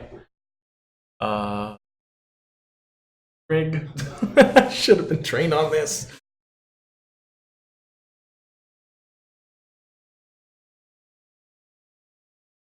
We'll show the unsiding here. Oh, he put in the second Welser and 4th speed. So Joey's deck was only playing 1 Welser in the main board and then 3 high speed. Against slower matchups like that, I think he does put them in. He's just figuring out his sideboard, and we'll talk to him from there. We will switch over here to face cam. I want to wait until... Which I got working, so there we are. Excellent. Oh, boy. That was Chat really here. exciting. Here, you answer some of these. Oh, yeah, exactly. So, other matchup was Brunhild Black-White versus... Shamimi. Yeah, Jimmy. Hey! And here we got Steven. I'll let you. Hey, okay. Oh. Well done, sir. Well done. Oh, thank you. That was. I saw. I've never beaten him game 1. That was great. Oh, yeah, okay. Yeah. So, how does it I've feel? already won the tournament. That's it. I'm done. I've won. I beat Carrie. That's all I care about. Game 1 with the double Layla getting to like you got what turn 2 around like 4 stones, 5 stones or something like that. Because you're also on the draw, so you got the extra card advantage. You got the energized to just go up to that. Just ramp hard. God, that Obrazuki double drain trigger in game 2. I was like, what's he got? Is he going to grab his Astema? Is he going to grab Athenia? He knew I had it, but he just forgot about it. I mean, like that's literally the only game plan for game 1 and 2 is like, oh my god, hopefully get to 4 block or just swing in with over, like flash it in and just swing with it. But did you enjoy your glorified gauntlet? the what? Glorified Rose Guild gauntlet. Oh yeah, the only other rogue person got to play him in finals or semifinals. You're in finals. I'm in finals now. Who do we know? Who? I don't know if we know who won between them. It's between Black-White Brunhild and Sam Shamimi. So I lost to Derek already, and I drew against Sam. Oh, so you don't even know what that's going to look like. At this I don't know. It's so to be rough. This is one of the decks that everybody's been talking about from having dinner last night. A lot of the people you played during rounds were talking about how that was working. What possessed you to put Mana Transmuter Lorite in the stupid sacrificial altar Lucifer deck? That was the brainchild of Stuart. Oh, on no. Rogue. He was like, no one will see it coming. Nobody did? Yeah, they had to talk about it. I was able to, during Swiss, I lowered at 1 altar, like round 1, and he was like, he went for like a turn 3. I just had 1 counter. I was like, I'm not going to get any higher, so I just lowered. Keep that advantage rolling.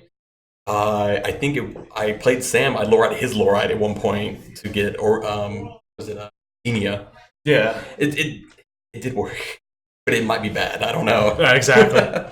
Oh my god. I think I want to run more. I know. It's 4 mana transmuters and 4 Lorites. How many? You were playing, what, 3 mana transmuters? One? Just one? Just one. The mana transmuter is literally there just in case you draw the Lorite. Oh! That's so stressful. How do you do that? It's very... So, my question. I've been like thinking about Mana Transmuter ever since it got released because I love that card. I love the old Machina. It's basically just Machina in our format. And it's a Dark Vampire. Have you considered putting any...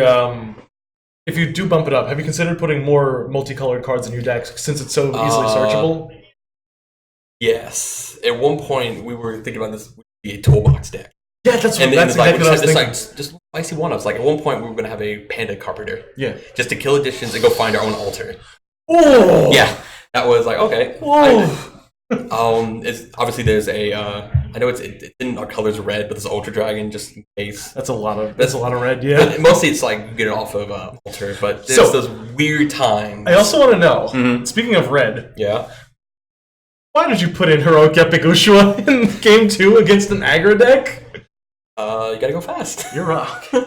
Fair. That's again, the deck was originally just, hey, let's play Lucifer, we'll play Samurai combo, and that's it. That was the entire deck. But then it moved towards, hey, we'll just be a Resonator-based deck with like a few spells, Alter. So we'll just put the combo on the side, and it'll catch everyone off guard. That's it. Yeah, it is. And I think every game in Swiss, I decided it in. The only time I didn't, I decided in Game 2. I did not decide in Game 2 against Sam because like he's green, he's got powerless, he knows I'm playing this, but he didn't know I was playing it. Oh. So yeah, so I won Game 1, lost Game 2, went to Game 3, and we drew to time. That happens. Yeah. Here's an interesting question. One of the first cards I thought of, one of the first combos I thought of was back when Ryan was playing Kotaro in his Quickcast Hanzo decks. Yeah. He was playing one Whispers of an Angel in this in the Rune deck. Yeah, I remember that. Have you considered that for Mana Transmuter? No, there's too many good black runes. It's like, I'm not even at 10 Divinity. There's just too many good black runes. I want Jet Black Wings, but Ruined Earth does kind of the same thing. Yeah. Against Brune Hill for the most part. Oh yeah, no. Jet Black Ruined Earth. It was a little bit too slow. I was playing it in aggro Lucifer back in Minnesota, but Ruined Earth was just too expensive to where I was going. It just didn't have the ramp then, but now we have. And now you've got Layla. Now you've got Death Griddle. Yeah.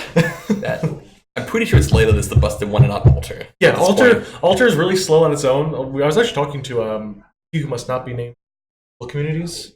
Oh yeah, okay. Yeah. So and he was saying that that he's like, that card looked so slow and looked like ass. I can't believe everyone was playing it. And it's just like, oh yeah, by the way, we have a 1-cost Gretel now that turns into 1-cost trigger card that you just sack off with Alter. I've been trying to make a Wanderer deck with it too, because Incarnation plus that thing is just like... I'm pretty sure that might break Wanderer, but I don't have the big brain to come up with what Wanderer is. Point. You're all on that. You figure it out, you tell me what it is, I'll play it. Once they update I think they updated Gotchalog, right? Yes. Because David posted the list yesterday with all the new cards in it. Yep. Took forever. Because I was like, I wanted to do like hype for the new set over the week, but I couldn't because nothing was in there. And then I made deck lists for yesterday and today, but I forgot to post them. So they're just sitting on my computer at home. Nah. Just send them out all at once. Exactly. Here you go, guys. Here's an info dump. Have fun with that. Exactly. Good thing is that 2 of them are already set up, and I think this is also pitch on's week to put more in. So I get to do like those lists. They're really so many like cards. I'm not going to play this card, but like works in those decks. Exactly. I love that part. I loved when he was doing the ban list discussions, like why each card is banned and what decks probably use them and use them the most. Yeah, because that was cool. A little history lesson. But yeah, we're almost done with 1 deck for each ruler. Yeah, I think we're missing just like a couple of Divinity rulers now. Yeah. I'm just gonna go into Epic Sword. I mean, just keep going. Gotta get to the end of the month, end of the year, right? Well, end of the year. Now we get all the new stuff from the new set, so I get to just mess around with that. Yeah, that's fair. Layla Incarnation. Yes. Yeah, that's it. Okay, I just make that a week. Yeah, that's just Cthulhu. Oh, with Cthulhu, with Layla, and Incarnate. Because you just stack them into each other. Yeah. Oh, and Rock Egg with that. I mean, Stones would be a little weird, though. I think. Oh, you don't think so? I'm just gonna run Mono Black. What are you gonna get Rook Egg? It's red. We're just gonna like hope for null stones and just get there. No, I guess you just play Scorch Bales at that point. Yeah, you can run Scorch Bales. Yeah. Null stone. I think you're like a New Frontiers player. Ha ha ha. That here. Oh, yeah, I do have an invite. Oh, you already have an invite? Yes, I already have an invite. I'm pretty sure Sam's got an invite, so I'm pretty sure Derek just gets the invite. Yeah. Sick. Yeah. That's good. Go Derek. Derek was the one who kicked me out of top 8 in Minnesota too. So it's good to see him finally getting recognition. That deck is crazy. I know. Like I don't want to admit that that deck is good. But that deck is nuts. It's good. It's all the spot I want, but all the big bodies I want to play. It's like Lucifer it's like a fat Lucifer. I miss the tutors. Like, gee, you give me 2 tutors? I gotta play them. Well, you can play for him from the altar in the Burn. You could play, but I'm greedy. I gotta have the. I can't believe you pay 2 to search things when you can pay 1 to search things. But what's better than searching one card? Searching two cards. Not wrong.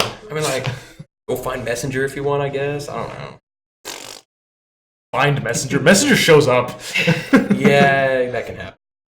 How well does the deck fare against Brunhild when they have Messenger to instant speed kill off the sack? It's okay. You don't get those like big bodies unless you play right because they have Messenger and Sapling. Yeah. But you kind of just like use it more as like I'm just gonna ramp into stuff. Instead of like, okay, I'm gonna get the 6 counters, go Samurai or 5 into Athenia. 20 stone mono black Blazer Incarnate.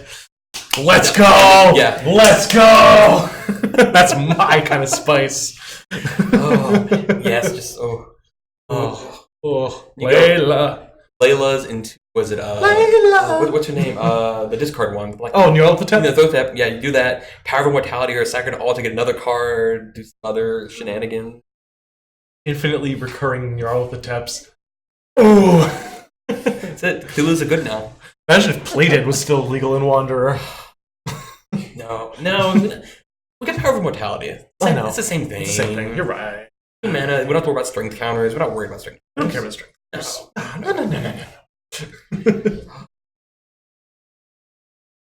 So how many rulers have we had in this tournament that actually showed up in like top 16 at least? I think we got like, well, top 8 alone was 2 Trimimis, an IU, 2 Lucifers? Yeah, 2 Lucifers. Yeah, I had to play the other Lucifer. Kirik was Kirik, duh. Kirik was And Brunhild and the Loki Machines. Loki Machines, yeah. I kind of think he had to like drop I know. out. I wish I wanted to see that. I think he could have beaten Brunhild, and that totally. That just would have made everything easier for everybody else. Yeah. That would have been an upset too. That would have been great. No, but I'm glad Derek got it. That's cool. Yeah. I want to go to Worlds. I want him to be at Worlds. He's fun to hang out with. Oh, bad Kirik gets good hands, and I don't. Yeah. That Kirik luck. They draw so many cards. Ban Kirik. Ban Kirik. Just yes. Oh my god. 6 rules in top 8, and then what was the? Why did you pick Lucifer over Lich, by the way? Black Wizard. Yeah, Lich. Me and Stuart were working on a Lich deck. It was completely like it was running like a lot of perfect matrices, ruined earth. Oh, yeah, it was literally just 20. It was a 20 Darkness Stone just Lich deck, and it didn't seem bad, but it was literally we made it like when he made it Wednesday or Thursday, we just did not get to test it enough, and it's just Oh, speaking of which, your first round was against the other Lucifer player, wasn't it? Yes, it was. How'd that go? Because I remember game 1, it got real grindy. We got down to like I was at 4, he was at 100, and just stimmas. Yeah, just that's how it ended. And then game 2, I went. He wasn't playing the altar version. He was playing a very like heavily aggressive. Oh, are you talking about in top 8 or Swiss? In top 8. Oh, top 8. Yeah. Game 1, yeah, definitely came down to a stimmas. Game 2, he got me down real quickly. Just like was it Jones, Rays, Margins? Yeah.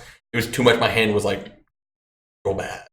Yeah, bad hands against that. Yeah, and also fast. I had heroic and samurai in my hand, but I was not getting any redstones, so it's like this. Yikes! Game 3, that one it kind of in the same way, like just like it's stimma into stimma. Yeah, pay 2,000 lives to kill you. They did that to me. He was one of my only 2 losses during Swiss. Him and Joey were my only losses, and they both been topping. Yeah, I can't believe he wasn't running Altar main board. I thought that was the broken card. I'm like, no, we're not playing Altar, just in sideboard. No, he was just playing. He was naked layling people. Yeah, and just being like, don't attack. Yeah. Don't attack me. Mm-hmm. I'm gonna kill you. This is a body that helps with John. Yeah, I was being real bad, just Black Wizard, just get it. I don't want to care about it anymore. You have 5 mono black stones. I can't deal with this. I know. What was your MVP during that matchup? For which matchup? For the Lucifer pair. This is literally just Astema. I want to say the MVP all day was Samurai. I'm not gonna lie. I've literally gone heroic into Samurai, swung Power of Immortalium, sacked him to Altar. Well, I got on the Interfect. I got an Athenia. Yeah. Killed something. Sacked him to Altar. Got him back. Got another Athenia. And then I had the Altar got up to 6 counters, so I sacked to get another Samurai to get into Stimma. Yeah, it was. It That was sounds disgusting. really it was disgusting. I didn't win that game though. That was the funny thing. It actually was against Justin in top 8. Not top 8, in Swiss in the final round. And he just went next turn Blau. I was like, oh no, that game's over. Oh no, I lost a bunch of my stones. Whoa, you're dead to Belial. I played that game horrible. He had like 2 Jones that like survived the Athenias and stuff, and I just for some reason thought he was like I think 30, and I was like if I would have swung these samurais I would have won, but I was like no, we must kill the genes. I mean, I hit it. Yeah, and he just like power of mortality, and I was like oh yeah, I should have hit the genes. just hit him in the face. Always go face. 1700. Yeah, like owns something. Yeah. Face? No, we don't. 1721 in face. I go okay. That's lethal. It's a little bit of lethal. Yeah, miss lethal. Everyone misses lethal, guys. It happens. Yep. Can't not miss lethal. I didn't miss lethal. I didn't have lethal. I want to think about the Chimimi deck. Oh yeah. Yeah, I want to play Chimimi, but I don't know what to do with it. I don't like that 3-drop. Which one? The new one that draws your card if you have. Tiger-Me? I hate him. I'm back and forth on it. It did a lot of work against like all the mid range decks like Brunhild, Lucifer, Lich. Yeah. Just like seeing it and just dropping it and just getting the draw off of it, and it's like beast. Okay. So it's a beast too. So you just hold it in your hand and you just play your hippo. Play the Like, hippos. That's the thing. I don't like hippo. Oh, But then again, I was playing it didn't have any beasts, so I'm like, I guess we have beasts now. But it's like the beasts we had before were just like cat Nikkei. and hippo. Yeah. But the MVP of the whole day that I wanted to bump up was Eagle Me. Is that the 1-drop? At the 1-drop. It's a rapid growth on legs. Yeah. And it's a beast. I think we're playing 4. Yeah, I was playing 3. Oh, 3? Yeah, that was a mistake. Yeah. Why do you not want to play the 2-drop? The one that gains you life? Oh, it's bad. Really? I'm not paying 2 for a 7/5. Well, no, that's the whole point. You like, maybe I'm in a bad environment where the rogues go, but like it's like turbo the runes. They get you through your jobs. I've been trying to make the turbo version. Yeah. Don't do the turbo version with Chimimi though. You do it with Hanzo. Because Hanzo, if you're playing against a non-divinity deck, you just cancel your own Light of the Moon. So then you have 2 revealed, and then you just go. I was thinking like just play Chimimi. You play Kotaros and you play the Angel's Whispers or whatever. You can do that too. Yeah, just like okay, here's a bunch of cheap, effective runes. Just the only problem is that you're also playing Katara at that point, and then you're just trying to play like 5 different decks all rolled into one green deck, and it's just like my green deck has no avenue to work with. Whatever. Yeah, that's why I kind of shelved it. Like, no, this is bad. No, if you want to do like the full play with the Eagle Me, the Mole Me, and the Tiger Me, it's definitely a Hanzo deck. Okay. If you're just playing straight up Mimi Tribe, you pick it in from hand. Yeah. So I remember I swung 14 with it multiple times because it gets the buff off the stones. Because those stones are disgusting. Oh yeah, is it tap? Give it +2. Is it tap? Tap green. Give it Mimi Tribe you control +2. Okay. So Mimi Tribe, not Mimi Tribe Resonator. You can buff Mimi yourself too. I remember that from the J Brother. I think I'm gonna build Shikigami's after this. Really want to. Shikigami seem cool. I like Seimei. I want to play green black. Oh yes! I want a 50 card Hanzo Shikigami list. I want a Harvesting Season out. Into those, and then I want to March of the Dead Dogs, Command Life and Death, Command Life and Death, Seimeis, to just make mana and have Laylas and Sacrificial Altars to ramp. Oh, it's a bad deck. Oh, I know. I'm so excited about it though. Don't mind real quick. You want to do? Absolutely. All right. Number this time. You'll pick a number? Yeah. All right, cool. We're going to do the Vite Ramen giveaway again. We're giving away, 9 packs of ramen?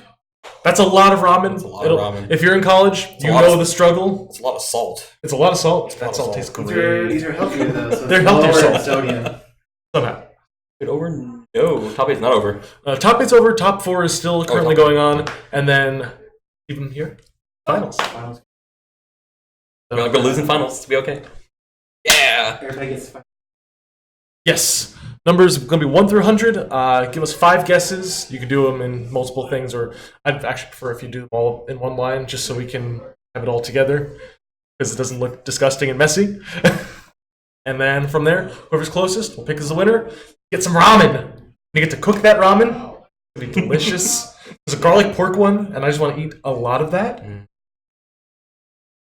Garlic and ginger. Awesome. Put garlic on everything. 2H salt. 2H salt. I don't know what that is. Listen, garlic salt. Garlic salt's pretty good. What's salt in your life? I feel that we're playing Keurig. But See, okay, there's a secret. Had not to play Keurig. It's make your deck name, please no Keurig. okay. Yeah. Cool. What was your deck name? New meta, no Keurig, please. Okay, cool. I don't know. It's like Did you see Joey's deck name? it's just Keurig. It's just Keurig. Yeah. I told him If like, you're gonna be a brainless Keurig, you might as well just make the I deck asked him name like, Keurig. what's your funny deck name? He's like, oh, I don't make funny deck names. I just make serious. It's just Keurig. I'm like, Do you want to know my? horrible. Do you want to know my deck name? what is it? Don't stand so close to me. But it's MI dash exclamation point.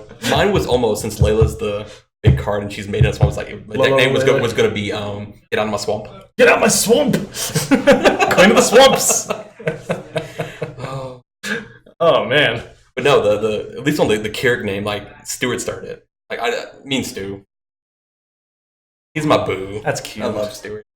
He's always like, no Keurig, please. And it worked in North Carolina. It worked North Carolina and Minnesota. Just no Keurigs. I should have said no Keurig, please, on the Yeah. deck list. Like, I thought I would have been 7th seed instead of. No, I would have been 8th seed instead of 7th. Yeah, you asked politely. That's nice. People are very nice. Who else is in top 4? It was. Me, Steven? Joey, And then Sam. Derek and Sam. Sam. Yeah. We don't know who's won with the Derek versus Sam yet, I don't think. Still playing it out, game 2, I believe. Wow. Derek up. Derek's got the win? Actually, not surprising. Yeah, I know. His deck is really good. It's really good at controlling the board, which is another thing, because Chamimi really needs to like establish. Yeah. He's playing the greediest build of Chamimi I've ever seen. He's got Algernons. He's got Hi, Cal. he's got Arwins. Hey, Kaltuma. Yeah, y'all are talking on the stream now? Yeah. All right. I stream. Do you want to get on the stream? I mean, I was Okay, going to Vincent, offer you to do it Yeah. I wouldn't go with for, that stream. for the Sounds good. finals. Okay. Come on in, Cal. Yep. We're gonna get Mr. Kaltuma all the way from Minnesota. Got that special insight. Not really. Special power play insight. I just know I've been testing with Derek all weekend. That's fair. Yeah, you know. And so that was sponsored by Vite Ramen. Who the hell stuck that on? I assume it was Kyron. That explains why. Ready? I suddenly understand. Oh, Derek's playing whole circle. Yeah, Derek's playing Hallsizer in finals. Cool. And then Sam got kicked out. Damn. yeah, apparently I didn't see exactly what happened, but there was something involving an Oborizuki landing on end step, and Sam realizing he couldn't deal 60 damage in a turn. Yeah, I'm pretty sure most people can't. Yeah. Question: do y'all want to commentate? Yeah, we could commentate. Do you know how to switch the boards? I should be able You to. can't move the mouse. You have to switch. Okay, cool. And yeah, y'all can go ahead. Yeah. Let's change places. Hello, everyone. Yep, watching The Wire. Where's the best part of this? Oh, God. Here we are. It's falling down. Oh, great. Next. Switch to tape. Switch to the table. It's happening now. They'll be ready now. And then, yeah. Is it right clicking or left clicking? Okay, cool. They could have not stuck it to my hair, though. Oh, yeah. Yeah, a lot of hair to work with. Yeah, admittedly.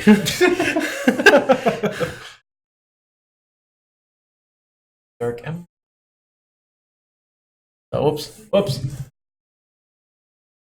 Right. Yep, you got it. And watch that put on the other side. I know. I'm gonna go tell them that. Yeah, make sure Steven's red. Yeah. Derek's Macintosh Just Plus. these two. So I'm going to figure it out. so good. Don't pull this too hard. You have to see where it's at. If you want to go ahead and set those scores of 40, Yeah, I you gotcha. You have to right click.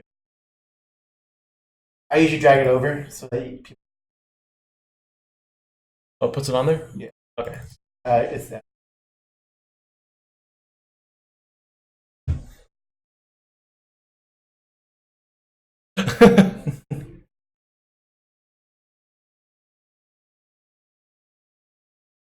Possible to just leave those up there? Outside? You know, it might be. Try it. Just open it up and leave it. Yeah. Leave like one on top and one on bottom, and Oh, yeah. So score yeah, it looks like they're right- on the wrong side. So tell Steven to switch. Yep, switch them. Oh, close the other window. I'll close the other one. Boo. Ripperoni. Ah, humbug. Ow. You got cow too. Yeah, we got Kaltuma. Hal's on commentary. Let's do this. I'm on commentary. Yeah. They switch sides. Switch sides, perfect. Somebody said hi. Yeah. Oh, I think that's Saito. No, Hi, when Saito. you open up a new window, it closes the old window. Okay. And I don't know if they see that red box. Oh yeah, okay, perfect. Be able to do that. And Gerardo, I got to say hi to Saito and Gerardo. Oh, Yeah. Hi, Mike. How are you doing? I'm doing good. Excellent. How was the Joey versus Steven match? Actually, one of the closest and most intense games I've ever seen. Excellent. That's a good. There was a There was a time when Steven got down to 5. Mhm. He altered for Oborozuki while Yep. Joey was trying to get lethal. Yep. And then double drain trigger and blocked Yeah. a flying Yeah. Ellie. I heard actually from Joey that he messed up that play too. Because he knew the Oborozuki was there Yeah, and didn't and grab it. He had grabbed Flying Drill Oh! and didn't leave a mana for it because he used the mana to get PLEL and give it full swiftness and flying. So yeah, that was apparently That's a thing not that good. occurred. Yeah. This is good. So Lucifer and Brunhild. This is going to be a really interesting matchup because I know that Steven was saying that he lost to Derek in rounds actually. Everybody lost to Derek in rounds, as a matter of You're fact. right. Derek went undefeated throughout the day. he is yet to drop a game. It's actually crazy. Yeah, I think he dropped a game to Joey. Yeah. He lost once to Joey on stream, and then ended up winning the game in 3. Yep. That's all he's dropped so far. So That's really the crazy, deck is, actually. The deck is nuts. So the thing is, I think the big thing is that Lucifer doesn't have the same like late game potential that Brunhild has, I think. Yeah, you're trying to get to that late game really quickly, and Derek basically built the deck to spike the alter deck. Yeah. And I think he's doing very well doing that. It's been working out pretty well for him so far. So And the fact that he's facing another alter deck right now means that he knows this matchup. He's very familiar with it. yep, he's already played Steven already, and he knows all of those secret techs that Steven's got. Exactly. Like the Lorite. He knows to watch out for Lore right now, and that's big in this matchup. Yeah.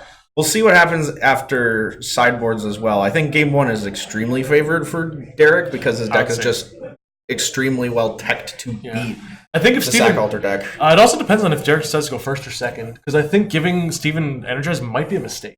Yeah, but I think Derek would probably go first to be able to hold up Messenger or Dispel in one.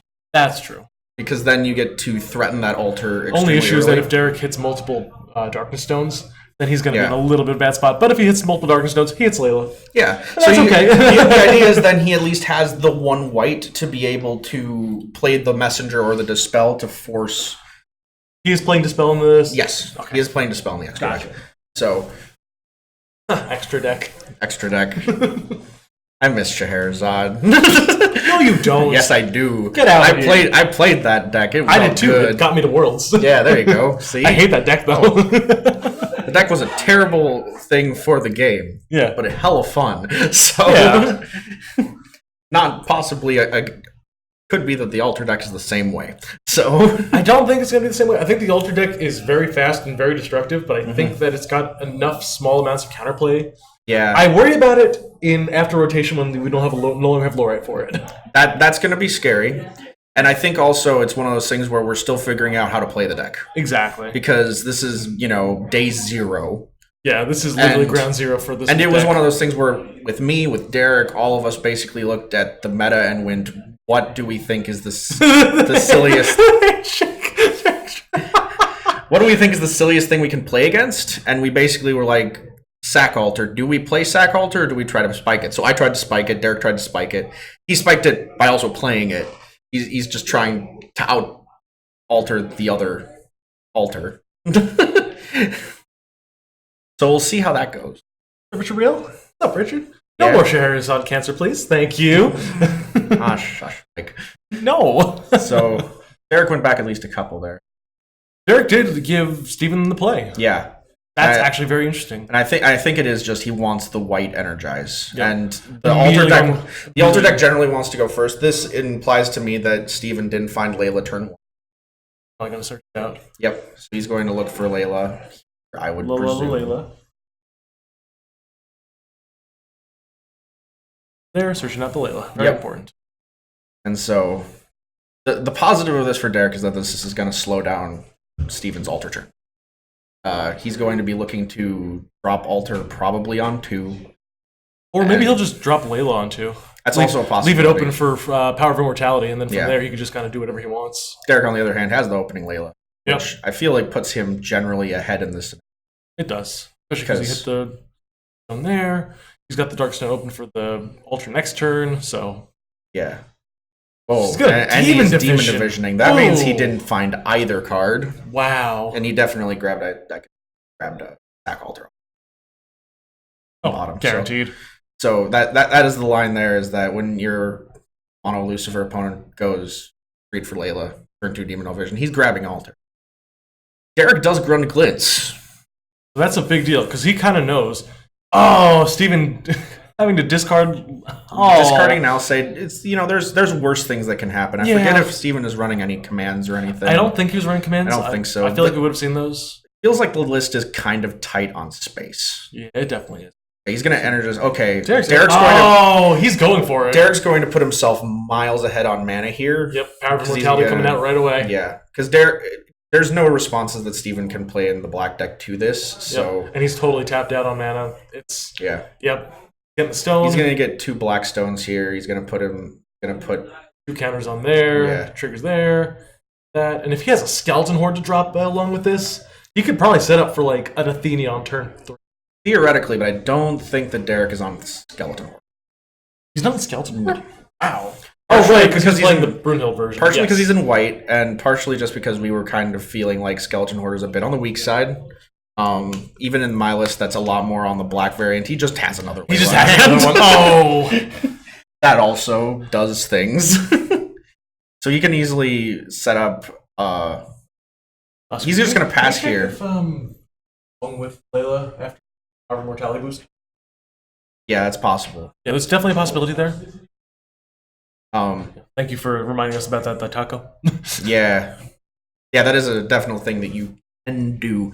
What he's doing here is he's left up Layla. He did not swing with did not, Layla with okay. the Power of Immortality. He's left up Layla so that he can, because he's got Life Severing Blade in hand. Oh. So he's going to possibly here. I think the line he's left himself up is to banish Layla in response to Sack Altar. Yep. And then hit Layla off the Sack Altar. Or hit That's Layla very with. It's a possibility. It looks like he's going to just leave this. That's just a line that was a possibility. Stone. I'm assuming it's a Dark Stone. Oh, there we Yeah, go. it looks like a Darkened Stone. Yep, perfect. Thank you for the slight shade there, Steven. Yeah. Just hold your arm in exactly the correct spot and Yeah, we'll be fine. perfect. So Okay, now we can see Steven's it. got another Layla. one. So that's Oh, baby. certainly not the worst situation for. But now they kind of get to be at a mostly. I want him to show the third. Just want him to show that he drew into it, that he had it originally, but he just searched Yeah. for it anyway. Oh, that'd be hilarious. That would definitely be a play. Huh. The lovely early turns of this match where both players do nothing at each other. Yeah. And just try to build up a bunch of mana. And then suddenly just a bunch of things just slap Yeah. onto the board. So So Derek, I believe, is still going to be... No, he's going to be even on stones at this point, but he still has the Layla 2 sack, so he could be ahead on stones again, yeah, despite being going second. he's untapping Brunhild. I think he's considering the possibility. He drew a messenger for Fully, we know he's not judgmenting. right. Free from the altars happening there. Understandable. Say. Yep. He's gonna freed from the altar. See what he gets here. Not 100% sure. He could grab an Alseid. 'Cause I believe he only runs one. Yeah, he grabs Alseid. Yeah. He doesn't run many Alseids. I think he's only on 1 or 2. Yeah, I think that's a proper number to be on, though. Alseid is a very... But then he can go Alseid. banish Layla, play Alseid, banish Layla again, get another Blackstone, call Stone, play Messenger, hit your Yeah, because altar. I think he's going to exhaust all his Darkness Stones at this point, which is really good for him. He won't exhaust all of them. I believe in game 1 he is on an 8-5 split. For Or possibly Darkness versus Light. 8-4. I believe it looks like 8-4. Yeah. I think that's the direction he's going to go with. Because the chance that he doesn't hit a Light Stone on the tapping for stone is very unlikely. Yeah, he's just kind of trying to put it to a point where he's going to hit that white stone. Yep, For the chat, I was talking about Sherry because I talked about extra decks and how I miss Sherry because. So. James. Hey, Cal. Hello. Indeed. Everybody's favorite IU. I don't know why anybody would have a favorite IU. Correct. But sure. Especially not me. And Hey, and he hits the Lightstone. So Derek it's like I'm psychic. No, it seemed like the correct play because I think right now his new line here is to drop the messenger, the sun. He just attack the altar on 2. And there's nothing really good on 2 that. Exactly. You get like things I don't remember if he's running contract demons in the I deck. also don't think that Derek has any extra runes to work with right now, so I don't think he gets a draw off of the messenger here.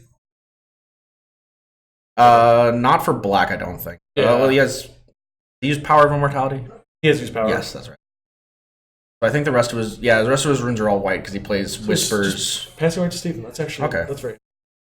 He might banish. He might instead hold up Messenger. Yeah, I can see that. I can see him going. Another play he could do is sacking altar into something else, and then use those to clear something that's problematic for him. Yeah. He could just like go Astima, and then in response to the altar being sacked, and then Alsaid sack off 2 things and just hit whatever came out. It's interesting what he could grab off of these. Do you know if Derek is running Life Severing Blade in his build? I want to say he's running a couple, but he's favoring far more on the Blade of Faith plan. That was why he was playing Front Hills. Yeah, that card's just fantastic. It's one of the best cards in the game. So, other lines that I could possibly see, I don't think Athenia is great here, and I think Derek doesn't think so. Athenia doesn't do much in this exact situation, so the possibility I see is banish Alsaid, go to 5. This is kind of like if Steven just kind of doesn't do anything of note, right? Which it's kind of trying to figure out what's Steven going to do with a messenger threatening. He's going to play Alsaid. Yeah, another Alsaid. Targets Layla, and that's going to there we go. He's going to that's going to prompt the messenger trick.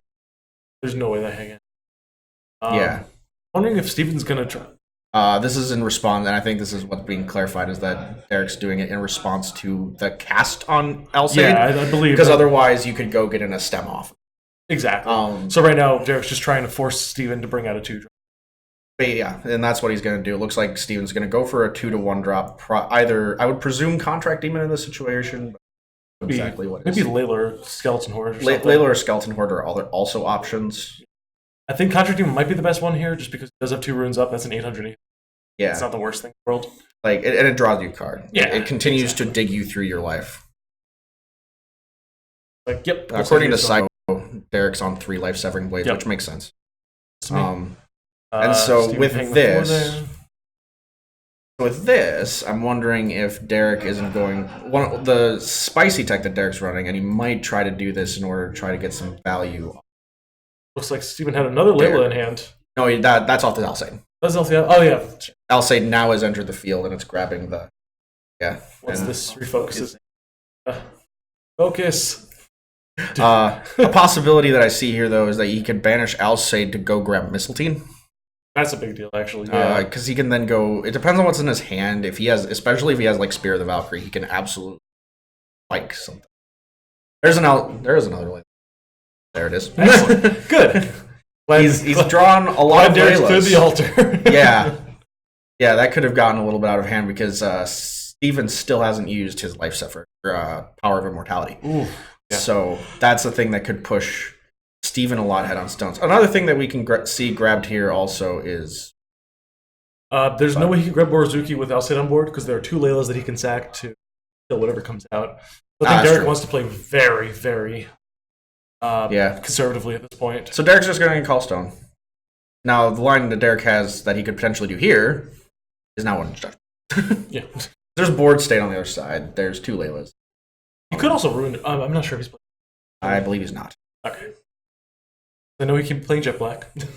Yeah, I forget if he had Rune Earths on the sideboard to like put it in, but the rest of his rune deck I believe is Whispers plus Dispel. Yeah, he definitely has Whispers. We were teching that. It's probably Whispers, Dispel, Blade of Faith. Whispers, Dispel, Blade of Faith. And it's one of those things where they're kind of he was trying to figure out how he goes turn 1, not Swing lose was also- 2. Yeah, and then And banishing it. It's just, there's a theoretical universe where he gets an extra 3 damage, and then he owns Odin's Judgment. I forgot that. I didn't even realize he was playing that one. I thought I it was. just told you he was playing Odin's I Judgment. didn't even hear you. I heard Blade of Faith, and then I heard Blade of Faith in the rune deck All right, in my own head. Excellent. So this will put a little bit behind on creatures, but Steven at least gets 2 stones. Yeah. So, No Runed Earth. yeah, no Runed Earth. He's I got know, Whispers. I in know his Steven spell. is playing Runed Earth. I was Yeah. need to think of it. He's got a Power of Immortality to Alcade. Oh, that's smart. Because he Yeah. gets back 2 bodies instead of 1. And we're gonna see a Life Life Severing Severing come off Blade to that. off of in response to the Power of Immortality. Yeah. So he's just making sure he cleans the board up as efficiently as possible. Yep. Steven's going to go in, dig for. I believe he should have 2 more Darkness Stones. Yeah, Yeah. he does. Now he has 3 Null Stones and 1 more. Yep. So he's pretty close to having all of his. And then Darkness Stones Borzuki's exhausted. online. True. Swing with 2000s with Drain and Flying is. It is pretty good. Derek also just has a free 5 drop. Whatever Yeah. he feels like. Athenia at any time if. Not Athenia. Yeah, Athenia. Yeah. Athenia at any time He he could, wants. he could get Athenia at any time he wants. He could also get a Mistletoe Yeah. as well. Mistletoe's up pretty. Yeah, because Mistletoe, He's looking. he might consider doing it right now because there's no way for a spicy Lorite out of Steve. Yeah. Are they playing any discard? I believe he's got triple look, triple glint, possibly double. I forget exactly Gotcha. what is. He was running some because it's really hard to like not run any. Yeah, that's just like really good in this mirror match. Just because, big quotes around mirror Yeah. match. Yeah. Oh, Derek drops the Mana Transmuter. Yeah, Mana Transmuter is kind of Derek's way to survive when he doesn't hit. The fact that he has that Through, into Whispers of an Angel's actually. It's pretty solid. It means that you only, you gain 5 life instead of 8. 3 but mana, in 5 this draw. mana, in this deck, it's pretty irrelevant whether you do that or not. Even top deck to Skeleton Horde. Excellent. Just what he wants to see at this point in Yeah, the game. I think there's an Astema in his hand at the moment, though. Right now he can't search out Altar, so that Skeleton Horde unfortunately is not giving him the bodies he needs. Yeah, it's just kind of going to. Was he on just 4 look no glint? Oh, 4 I look, kind of no remember. That feels unusual for Derek because Oh, he we is see an usually Astema here. a glinty boy. Like Derek's taking that. Doesn't. Yep, it looks like take that.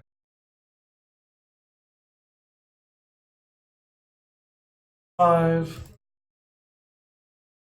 7. Blend this in. Trying to make track of what else is going on. It looks like the Skeleton Horde is going to get played. Yep. It is a body. It is a body. It's 2 bodies. Yeah. And Stemma. That's Athenia. The 5 drop. The big spooky one. Big spooky lady. Yes. So it's going to force Banish on the main.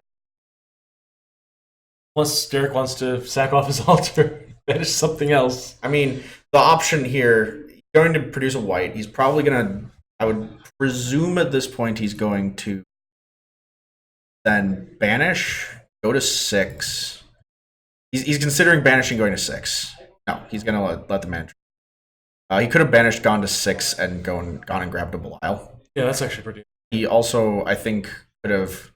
I think he was considering this too. Oh, he's going to use that to life severing. Okay. He's going to life severing. Easy sack off the Darkness Stone. Yep. So that's fine. He's considering. Okay. Yep. He's going to. Sack the non-hollow one, I guess. Yeah. Basically, you gotta sack the right ones. You're He's right. now going to banish, and he's going to grab Probably. Mistletoe. I thought that was yeah, happening at that's some actually point. big. And so a lot of this depends on what he has in his hand. And now he's got. He can Whispers off of Mistletoe to Get go back. and grab. I'll say it into Layla, maybe? That was my thought. Yeah. Uh, Now, just. Even knows he cannot block that. he can thing. also just get back mana transmute. Yeah, that too. Those Mistletoe triggers more than once per turn. it can trigger whenever you play a rune from your rune area. Yep. So He could just dispel off of the mana transmuter and get another thing back.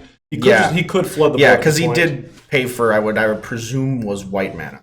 Yes. He's gonna whispers. Gonna gain 8. Go to 36. I don't know how to do math. I have to do math. I play IU. Math is either 4,000 or 0. Pretty much. Whenever it's not that, I cry. Looks like Derek has like an Athenia in his hand. That's pretty good going into this next turn, honestly, because he's very ahead right now.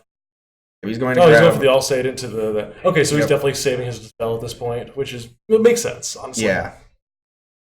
Gonna draw a card off of Whisper. And then he's gonna go for turn. I think that might have been a Blade of Faith, which would be nice here because he scalp the Cinema.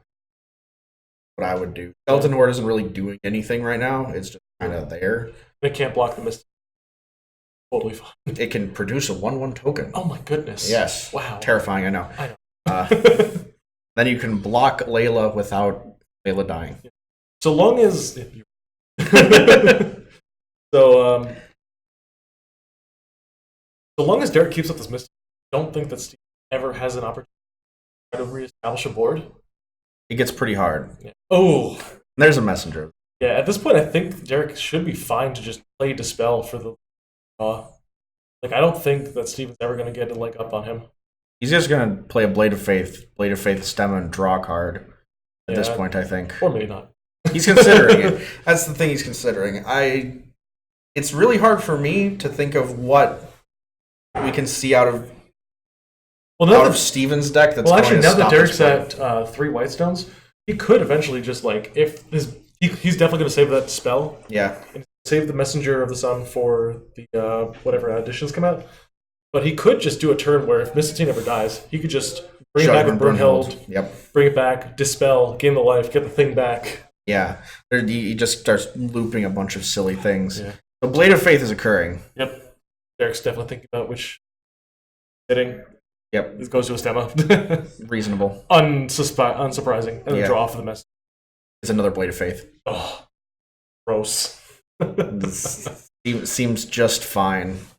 Okay, man. There's 12. 12 just going through it. So now he's going to start pressuring Steven's life total and kind of forcing Steven into this position where he's already burned his freed from the altar. He's already burned his demon division. He's almost... How many cards does he have left in hand? I think Steven has 4 cards Steven's in hand. got 4. I think Derek is also at 4 because he drew 2. Yeah. He was at 2 before. The draws off the messengers.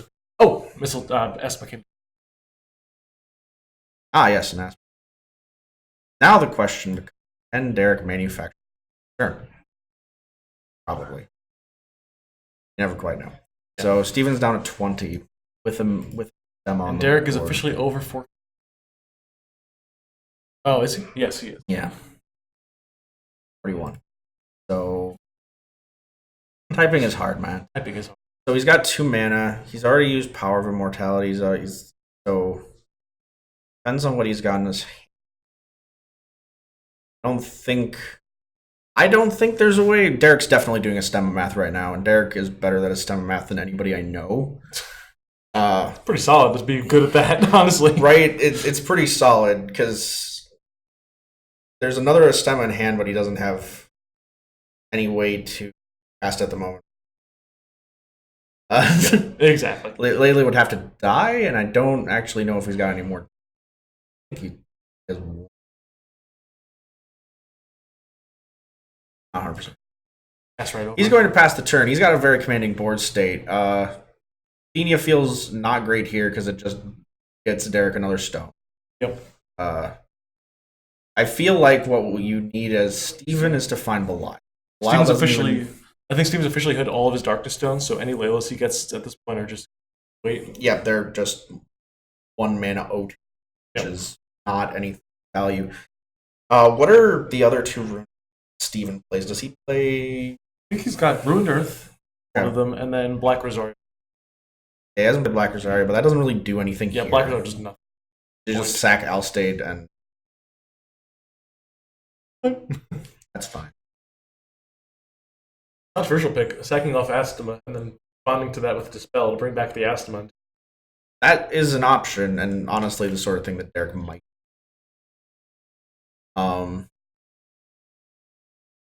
Derek loves killing people with Astema. Who doesn't? Who doesn't? But he will go to it in any position. anytime he can. So Steven is officially doing Ruined Earth right now? yep. I would target Yeah, one of those. the untapped Hope Stone. There's no way Derek doesn't float it. Definitely floats white here. Counting. Yeah. Because he's going to lose -4/-4 on everything. It looks like he's trying to decide if he just kills the skeleton horde here. Will. Gonna banish the two. Going to die anyway. Yep. Then Layla getting that.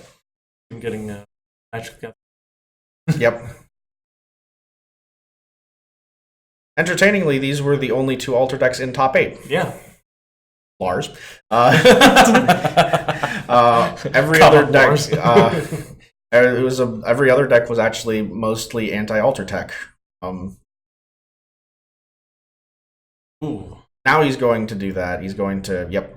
Keep it up, Mistletoe's going to stay. Very unsurprising that we've got Mistletoe just sitting here, Yep. being like, "Hey, you can't kill me." Yeah. Floating white. So I think with that, Derek can end step, dispel, bring back a stemma. But Steven at 15, that might actually be lethal. Oh no, there's an stemma. That makes the math difficult, but it might still occur because Steven goes to 25. Reanimated a stemma puts him down at 20. Stemma from hand puts him at 15.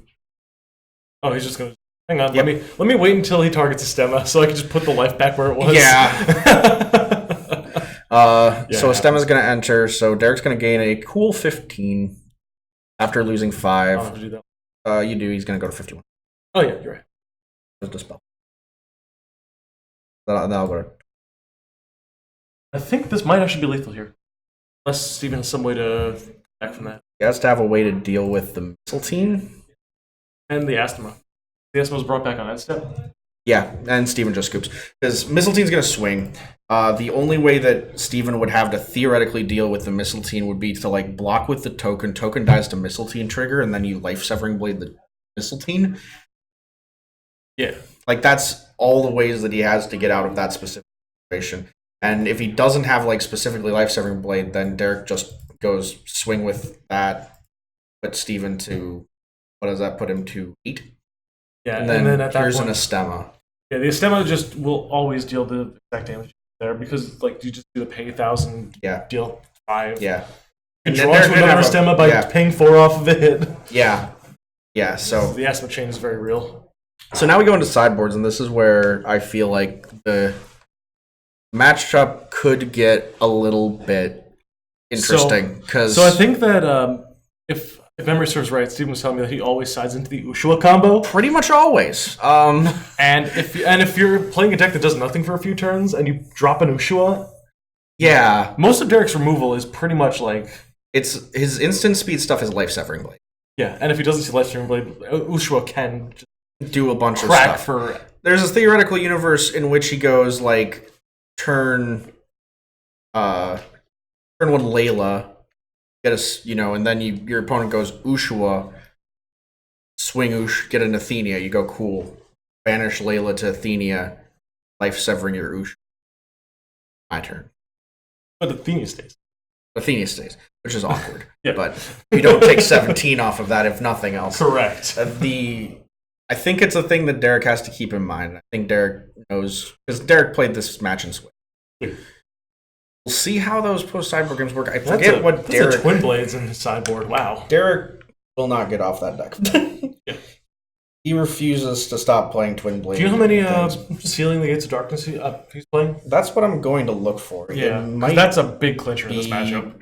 Hero is part of it. So No, I saw him put him in the sideboard. He did have him in the but I didn't sideboard? see how many. problem is I've been having trouble finding the deck list. I was trying to Look find up, mine top this 8. morning.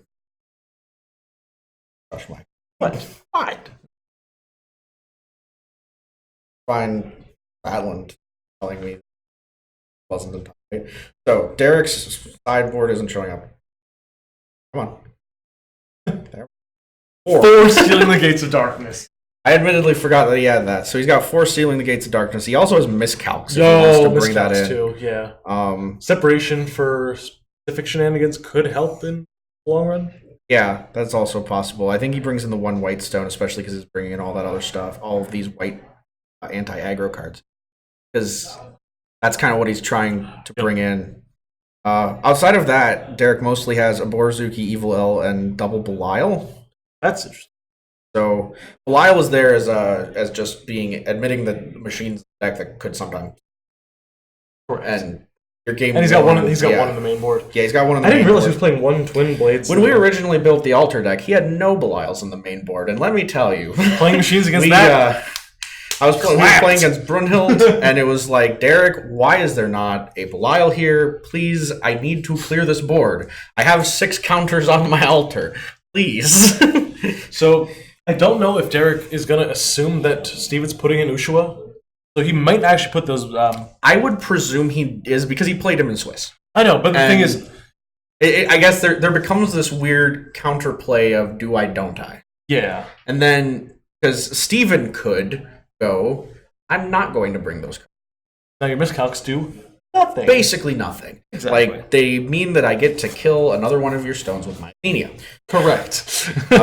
Steven on the sideboard has the 3 Ushua, 4 whatever that card is called, Heroic Epic. Yep. Got an Ultra Dragon, 2 Blazers. That could be a thing. 2 Blazer, double Evil L, a single Aborazuki. That's the Caller of Gods version. That's the AoE one.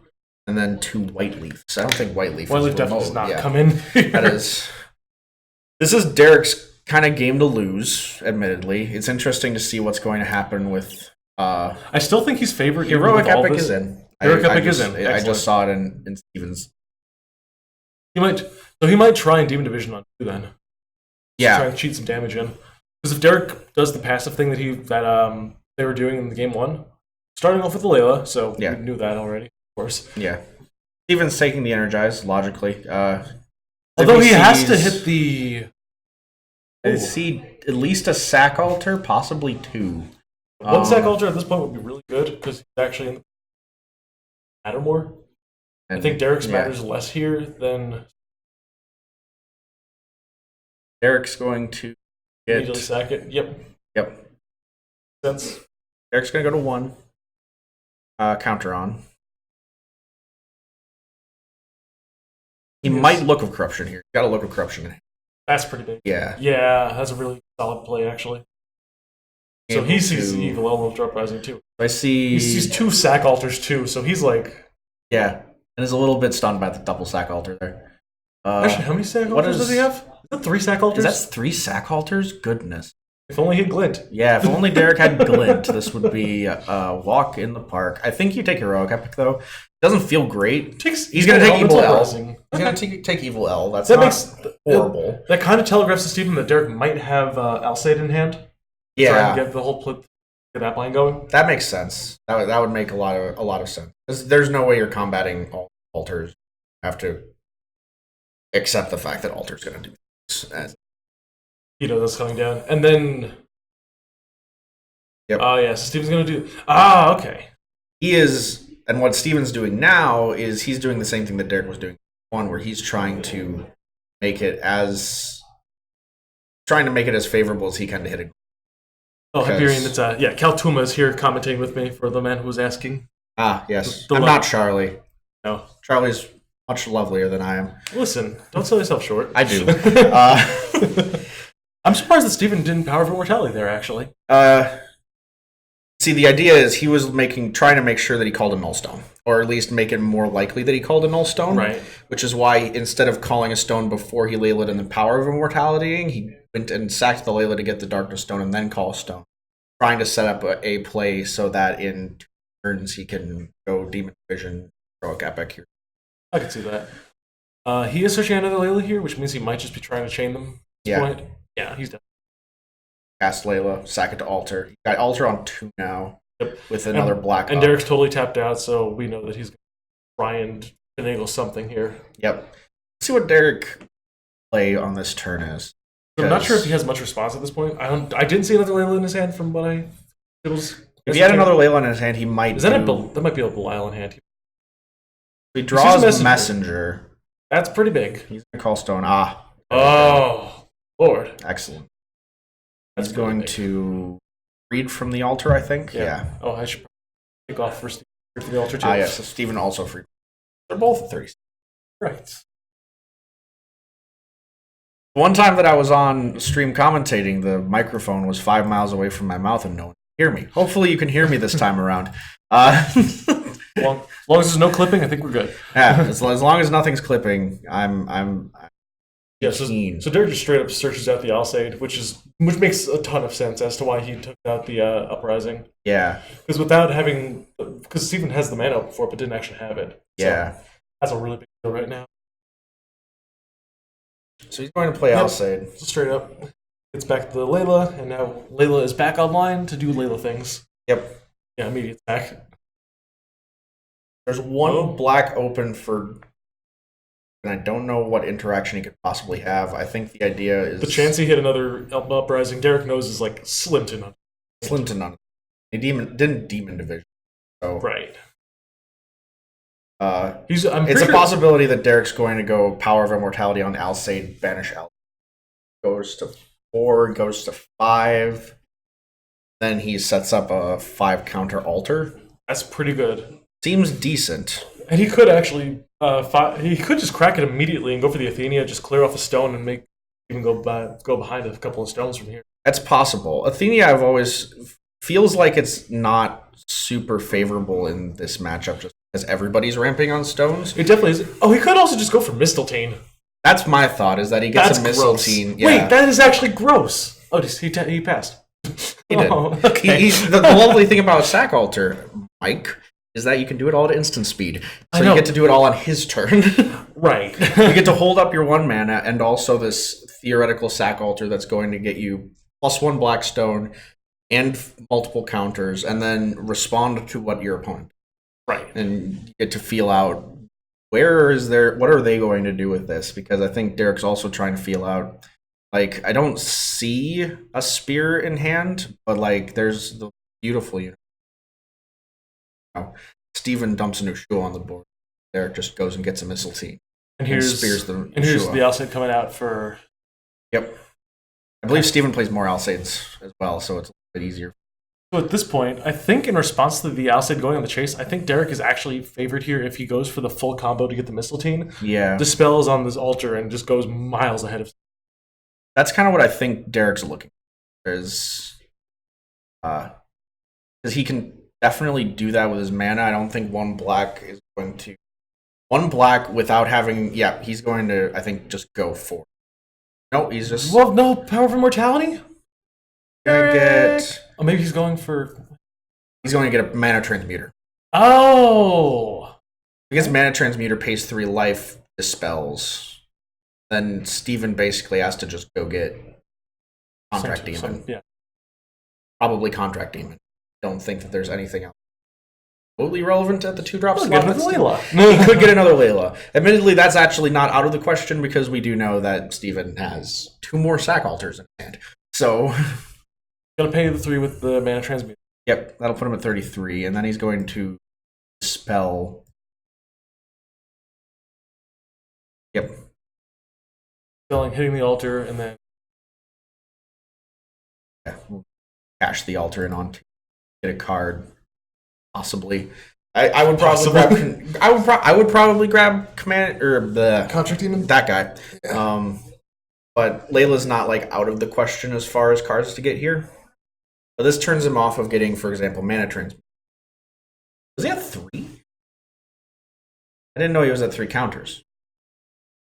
I guess he was. I thought he was at 2. Could have sworn he was So- at 2, but yeah. Excellent. That's a board. That's a board. That's a big board. It's a board that says that the mana transmuter is not going to live very long, but that's probably fine. Another Darkness Stone. Yeah, this is a replay of. Oh. Yeah, there's a Sack Altar. Making it so positive here for what's going on. Yeah, that's on 1.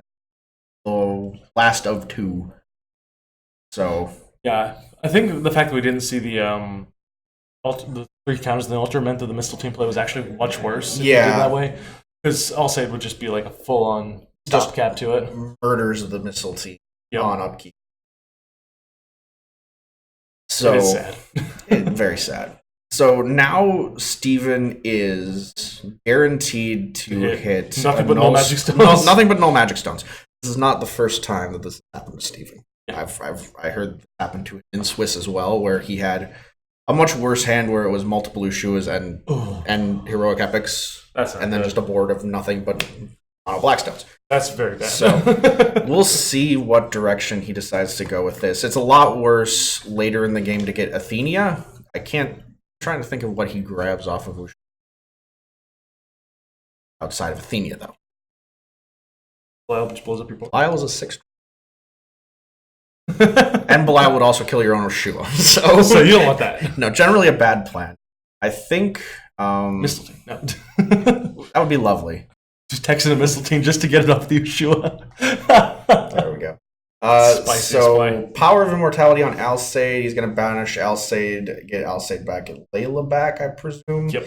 This sets up the ability to kill the Mana Transmuter or anything else that Derek plays of relevant. He's just going to say. Or he's going to sack to Altar. He's going to put Altar up to 4. That's maybe 5 now. That's 5.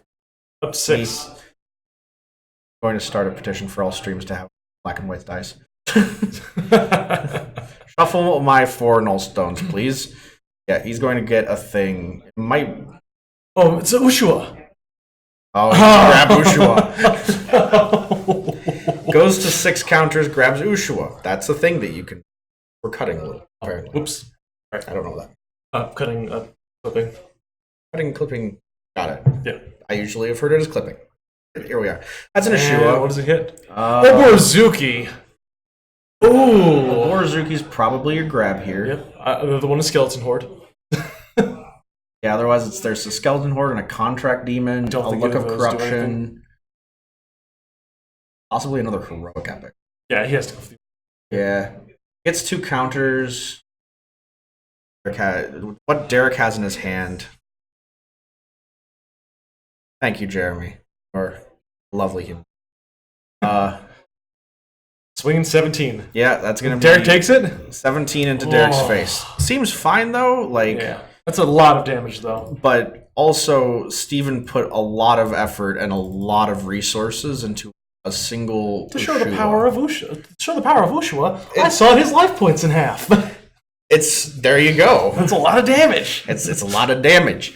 So now I feel like this is a fairly relevant turn for Derek. Oh, he off the top. Off the top, sealing the gate. Yep, I think Steven just has to tap it, remove the 2 counters, and clear off the mana transmuter. Yeah, Derek paid 3 off mana transfer as well. Yes, he did. So he's going to go to 13. He's getting low. Wrong thing. There we go.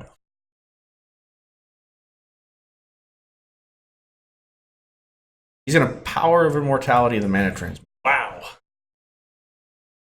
He wants the mana to stay around. He wants to be able to kind of have access to it. He also has Whispers of an Angel. He's also considering Judgment. Yeah, there. that's actually a very strong consideration. You just got it back in, but he chose He didn't not have to. anything really super relevant to Judgment into. Yeah, he doesn't have like. I think the most relevant thing he had was. Yeah, Alcide, I think, was like Yeah. basically all that he could get there. Now he's facing down an Ushua, which is Got Messenger, not though. irrelevant. He's got a Messenger, which means that he can pay 3 life and draw 2 cards. No, you can only do that next turn. You can only do that on, like... No, he can pay the life for it. This He turn. paid life at the beginning. But then when the. No, but then. Oh, but it came back. It came yes. back. Yeah. So this is a totally new entity. It is a totally... Of course, well, we just haven't seen this before. Completely different person. Who is this? Yeah. Whose man's is this? Who is this? Whose transmuters is this? Basically. So the Ushua is relevant. And now I think Derek's just trying to figure out what is the best way we can do. He produced? Okay. And then he gains 8. So he's going to gain 5. He's going to go to 18. Waited. 18. That's how math works. Correct. Was him range out of one Ushua swing. One lethal out of range of Ushua, but the problem is that Black actually has reach because if Steven just like Demon Division a Stemma, cast a Stemma, you die. Rip. There's also the possibility now because Steven hasn't used Demon Division, he can also Demon Division for Ushua. Or Estima. Or Astema, but he can also just Demon Division for Ushua and get another Ushua off of the Heroic Epic. Double Ushua power. Yeah. One thing that Steven does have is the potential for double Estima kills here. Because I think Derek's pretty much out of life gain. Yeah, I mean, outside of his own Astemas, I believe you're correct. I don't. He does know. have an Astema live now, though, so he could try and. Yeah. It looks like Derek's hand is a little bit janky. Yeah, I don't think I see it. I don't think I see an altar right now, so we can't really get any stuff. I believe he has Alter Layla in hand right now. Yeah, he's about to cast I it. think that's it. He's. I just don't see. Or he's gonna cast Yeah. Astema to stabilize his life total for the Yep. most part. Game 5. Yep. See if Derek draws off of this. He's going to draw off of this. So Derek's going to go to 19. Derek knows that there's a heroic epic in. Knows exactly what to expect from Demon Division. Yeah. Point. He knows what to hold off. But he gets to hold up a bunch of blockers. Yeah. So And that's a big Ushua deal. isn't probably getting through here. Even the Layla, the Messenger. Layla Messenger, Estema, and Mana Transmuter. I think the last one you want to leave up. I think the exact order of what you want to sack is exactly Layla, Messenger, Transmuter, Astema. Probably. Because I think Astema's flying is very. Yeah. The positive is that there's nothing with swiftness that Steven can get with flying. And also Unless you put in shooting stars. Will we see that? No. Probably not. Probably not. Doesn't Actually, feel- no. We might. It's It really good in might. this matchup. It does help a lot when your opponent is trying to whip things and play off Alter. altar. So he's just going to ruin. Oh, Ruined Earth is actually really strong here. Yeah, Ruined Earth is gonna make things a little bit rough because he's gonna just take out the one white source. Yeah. Derek's out of white source now. That's But unfortunate. he gets to. So Derek is now up to 4 out of 2, I think, in his deck now of white sources. So not unlikely that he gets to find a white source. He blocks here with a Stemma, and the question now becomes: it looks like Steven set his mana aside to be his Ushua. Exactly, Demon Division or Ushua Yeah. into. He's going What, to Rosario? He's going to Rosario. That's a big deal. Did he draw something he can whip into play? Derek's gonna Immediately go going to for 17. 2. Going to 2 life. Oh, that is very close Derek for going comfort. to 2. Steven's got 3 mana open. That is Astema mana, but I don't think he has Astema. Pass to Derek? You have Heroic Epic and an Altar, but I don't know. Don't think you alter here? I don't think so.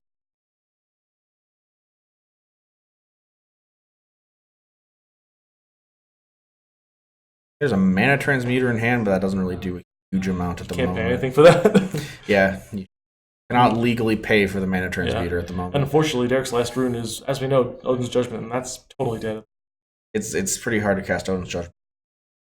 with no white mana. He calls a stone. Problem. Probably. In theory. Theory is there. The theory is there. I think that this is just Steven trying to figure out if he has a way to manufacture a lethal. He has this Athenia, and he has Athenia. Athenia might be a big deal here, but I don't think he's with it at this point. I don't think so either. I don't think that leaving mana. See, this is why you is should that take one relevant. Majin Dark Elf in there, so you could Demon Division for Dark Elf, pay the 2, swing for lethal. Easy peasy. Take out your Lorite and put in a Majin Dark Elf. There Easy you go. peasy. Who would see that coming? Nobody, that's who. Nobody. All right. So Gonna try and Demon Division? he's gonna Demon Division. I think That's he really- gets his Shua because this I think it's a weird play to get a Shua here, just because. or you get a Stemma. Yeah, Astema. Astema is. the Although maybe better- not. Maybe the Shua is the better call, just because Derek might have Look of Corruption. Yeah, and it looks like he's grabbed an Shua off of it. So this means the next turn he gets to Ryu Shua. just reuse Shua and go for it. Happens. Derek needs to find a way to stabilize. Not sure how he does it, but he's got an Astema. That helps. Step 1 And he gets the is to Fate find an Stone. Astema. Yep. So That's a going big deal. to leave up white to a Stemma. Yep. There. I'm going to put Steven on 26. Derek back up to 7. Nice. Getting back up there. Getting back up there.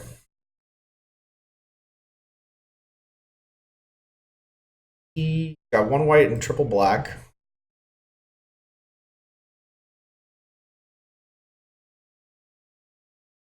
And Derek's just going to scoop him up. Doesn't have an answer here. Yeah. I think he possibly drew off of a stemma and figured out 44 minutes? 4 minutes. So 16 left. 16 So they're getting pretty dangerously close to time at this point. 44 minutes or less. are left. 90 minutes, I believe. Oh, yeah, that makes sense then. Yeah. Finals are 90 minutes, so there's plenty of time to actually finish this match. Yeah. Just how much? Ushua. Ushua. He was a pretty good card. Yeah, I think part of it was Derek didn't really have a way to like make a lot of money moves in the early part of the game. Yeah, unfortunately he was very much on the passive play, and Steven eventually just kind of took it over by storm. Yeah. He was able to generate a reasonable amount of black mana, but he never had anything super explosive to do. And once the with white mana it. got hit, it was just like he he had was, no comeback mechanic. He was choked on white mana. He didn't have a way to be able to. Which is the one problem that it comes down back. to playing like a multicolor deck like that. Like he knows the risk and he knows the fact that he can like dig through it a little bit, but if your answers are exactly double white, that's a problem. Even I don't think it was the answers. From what I saw of his hand, it looked like he was just choking on black cards that didn't do anything. Like mana transmuters and sack altars that didn't have targets to be able to actually turn into anything relevant. Yeah. Because he could be like, here's a sack altar, make it, and like get it to 2, get a messenger of the sun. But like that doesn't do anything when your opponent is dumping a neutral on you. Yeah. So I sure love clearing boards when I have to deal with 1700 swiftness guys. it's lovely. It's the best, especially when you can deal with them on turn 2. So, and it's rough because that was a game that Derek should have had a lot of forward momentum. Because Steven choked on red mana and also wasn't doing much of anything. Because Steven was like, I have a hand that's 3 sacrificial altars. That's a terrible hand because you want 1 sacrificial altar and a bunch of things to sack to it. And then get something big and you start pressuring. The fact that he did open with going first with the Layla and then Derek Book of Corruptioning was a very good spot for. It was a good thing then that he had 3 altars. Because otherwise, if you have 1 altar in that position, he just no-scopes your altar. And if it's Glint of Insight versus Book of Corruption, then you just automatically lose. Glint is a weird card in the current. So Derek has elected to go second. He wants the white mana. And he also wants able to deal and with. he also wants the potential for Power of Immortality, I think, on the turn 2. Be able to I don't know if he wants to waste. And is a little white heavy. It looks like double Layla, double seal, Mirror of the Vow. Yeah, that's pretty white heavy. But he's got the white mana open for, which is nice. Yeah, so like he can cast one of those things. Here's a turn 1 free Immediate free from the altar. From Hulshizer, implying to me that there's no Layla in his hand. Yeah. Going for 2 of them. That's also possible. Seems like a less than forward positive play. Agree. Really greedy. So these first few turns are a lot of setup but not a lot of action in this matchup. Both players are kind of trying to make sure. White stone. You can't get the Layla with that, but that opens up a world of possibilities for him. What that opens up is him going, here's a Layla, and then Derek going, no, it's not. Get that out of the field. Put that thing back where it came from, or so help me. Or so help me. Don't even put it back where it came from. Get it out of the game. That's relevant. Steven really has to think about these plays. Yeah. He's going to Demon Division. Yep, he's going to look for an altar here. Probably. Otherwise, he could grab a Ushua. Going to grab Ushua. He has the... He does have the Heroic Epic, so he just has to hit... a Null Magic Stone. Right. Chance of that? I believe that Steven's on 12, so that he is currently 4 out of 10 to hit a null. The worst thing. It's not the worst thing. It's not the best thing. It is neither. Derek. Discarding Belial at the end of turn. Okay. This is the second time we've seen Steven set up the grave like that. It's something. It is something. We've got a Look of Corruption. That's big. And I think that Steven just has the one. Yeah, he's just like, here's an heroic epic. And double sack altar and an evil L. Okay. Wow. I feel like this is an awkward pick for Derek because but what Derek gets to do here is he gets to pick where Steven is going to go with the rest of his turns. Yep. Because he's going to be able to take heroic epic, and now Steven kind of goes, okay, until I draw another heroic epic, I have to be on the sack altar plan. Because and he's out of tutors. He doesn't have any tutors to be able to go find it left. Draws an Athenia. But now Derek knows that the Stealing Against Darkness is going to be really difficult to pull off. Yeah. Although, no, he still has the Dispel option. This depends also here on which spell gets played depends on how Hulshizer decides to I think both ways order Steven everything. actually loses. He does. But it defines whether Derek uses the Dispel, which is that. So Derek is now going to Dispel in response to Layla, I believe. Yeah, he has to do it. In response to that, yep. Very easy. Otherwise, if he had gone Layla first, then Derek goes, we're going to sealing your Layla. In response to the altar, your altar is just going to sit there. So, positive generally for Derek. And now he Derek gets to Sealing the Gates. Yeah. But now Derek has to figure out, how do I turn this early game advantage into a win?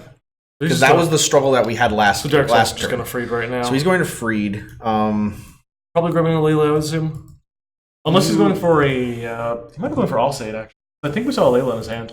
He's going to grab a Mana Transmuter. That's interesting. Okay. He likes making sure he has the correct colors of mana. So Mana Transmuter immediately energizes for it. Yeah. He's going to energize out Mana Transmuter, and this also allows him to go, now he's going to be able to go on your turn in response to the sealing, the altar, sealing your Layla.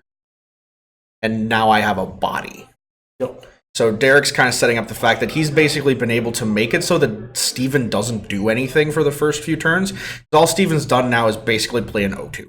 Yep. And Derek's going to be able to go, your O2 doesn't get to exist, and I'm at least starting to aggress the board state. The one thing that Derek does have to worry about right now, he paid 300.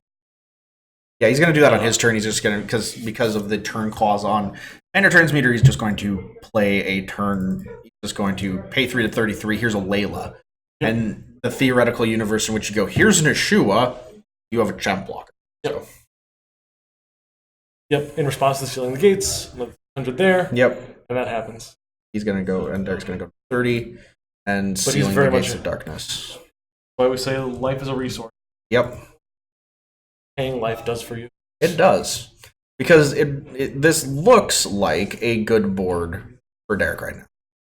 He has something that's response for that. Yeah, he's combating the board. Steven's going to call stone. It is not a Null's Darkness stone. So yeah, we don't see another heroic epic. I don't believe. No, not yet. Yeah, Steven can Black Rosario here. But then he's spent his Black Rosario. So, and he spent it giving your opponent a Darkness Magic Stone. Giving your opponent a Darkness Magic Stone and getting rid of a 6/7 mana dork. Yep. So very unfortunate for yeah. To resort to that there, but and if Derek hits a messenger off the top, imagine. Derek gets a messenger off the top is really nice. If Derek can also just be like, here's an stemma.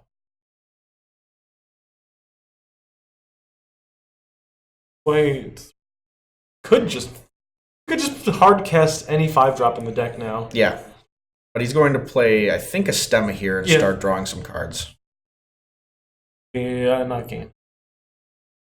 Only got, I believe. He's only got 2 at the moment. Yeah. So it's just 5 to do. Did he draw?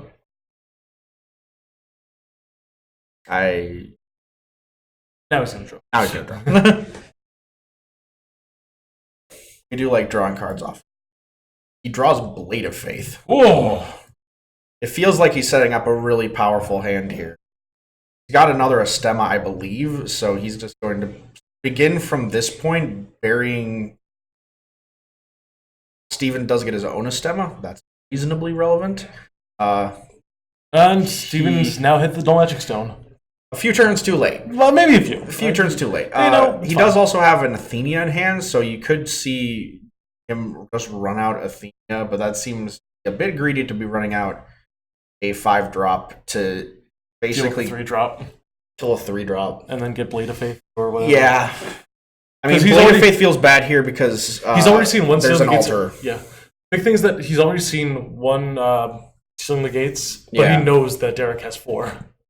True, but the question is he expecting... We're seeing local corruption. Wow. We see double Astema. Steven knows that's a lot of Double damage. Astema, and also we've got Blade of Faith, Spear of the Valkyrie, Sealing the Gates, Sealing the Layla. Gates, and a Layla. So Pretty sure the hit here... Probably sealing the Gates, probably. I Like think it might be. he's gonna take an Astema because Astema here is how Derek has, because Derek has a lot of reactive cards Yeah. and 2 ways to win the game, and those both are called Astema. Yep. So Steven's gonna run out his own Astema and start to He's gonna start getting secure life his back life, too. secure his life total, and attempt to kind of weigh the game into this point where you're both kind of fighting for attrition of resources. We're going to see a Sealing the Gates of Darkness on Astema, though. Yep. That makes That's sense. a completely reasonable play. I didn't see if Steven drew a card off of Astema, but I don't think so. I don't believe he did. This is life at this. He's got 1 Darkness open, which means that Derek knows that his graveyard is completely off limits here. Yeah, but Immediately going also for 7. we get to just start aggressing the board state for 7. You know, Astema just starts to do Astema things. Derek also top decked a Sack Altar, Ooh, so that's pretty hot. I think a Sack Altar will come down here. I agree with that. And then Layla, and then probably Power of Immortality. Yeah. Because then once you do that, not only are you putting yourself ahead on stones, like you draw out the Evil L, sure, but now your Astemas are gaining you life, and it makes it so that you can much more easily start drawing cards off of it in kind of a He's gonna whisper. He's gonna Whispers first. Okay. That's actually very reasonable at this point.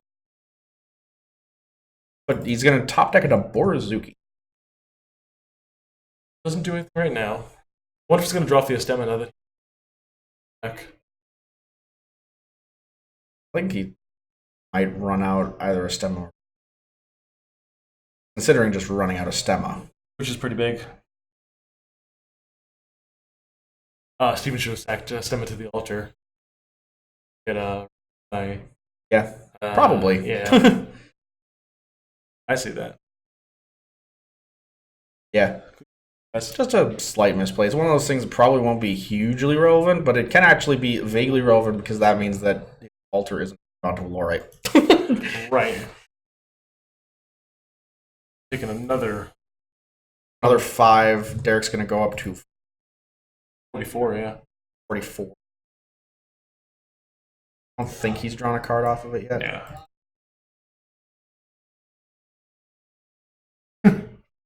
Yeah. They're just gonna pass. Got 2 up, 2.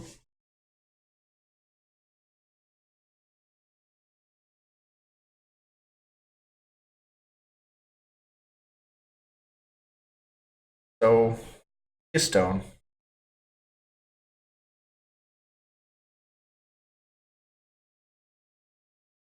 He's gonna keep trying. The Astema wars of the black decks will never stop. So Astema's gonna come down Oops. other side, Yep. other way. 29 to 30. Yep. Problem is that Oh, and Derek Jake, has all the answers. Dispel has been used already. Yep. So actually, the answer using the Ultra at that point would have actually been a smarter play. Yeah. The spell was used earlier on to deal Another with altar, an yeah. earlier altar. We're gonna see. Heroic Epic is happening. I'm guessing this is gonna be a Thea unless he top decked Yeshua. No, we knew he had the issue from before. Oh right, he top decked that. Yeah, the He hits a contract demon or a skeleton horde. That is a horrible hit. Yep. But he's going to be taking 4 from that. He's gonna go down to 23. He's It gives him another counter on Sack Alter, basically, Let me just and make a sure. card. He's thinking. I don't know if he wants to take the damage. He might pull out the skeleton horde. It might be that he gets a Skeleton Horde. Putting himself at 19 puts him in range of death to... Did he hit Because he's tapped out now. And so he can't Evil L. So, like, there's Derek's- a load of ways Derek's now that grave is Derek can just, totally like... online. Yeah. It's totally online, so any variety... He's got Power of Immortality. He does go for the skeleton horde. Because I think what he kind of read there is that burn, yeah. Because Derek, where he is, if he had gone for Contract Demon, that puts him at 19 or close to 19. Yeah. He has one flying blocker, so you go swing a stemma, Sack Alter, banish a stemma, put a stemma in play, Blocking with the estima. burn. I don't think blocking with the estima.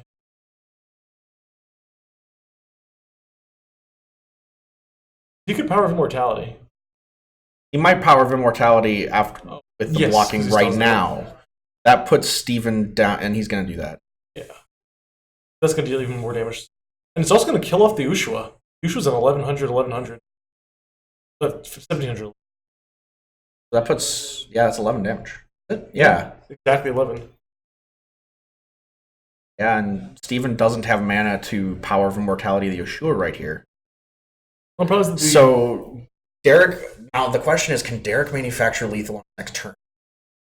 if he has a way, So, I don't know. a Stemma dies, comes back, puts him on 44, Steven goes to 20. Okay, so he's going to, in response, that makes sense, sack the banish altar, to yes. altar. Because I think Steven was also kind of started thinking down the line of, if a Stemma does this, can he just kill me? Yeah. Which I think is the answer. Any Now, death the triggers Sack on- Alter in Derek's hand could be relevant.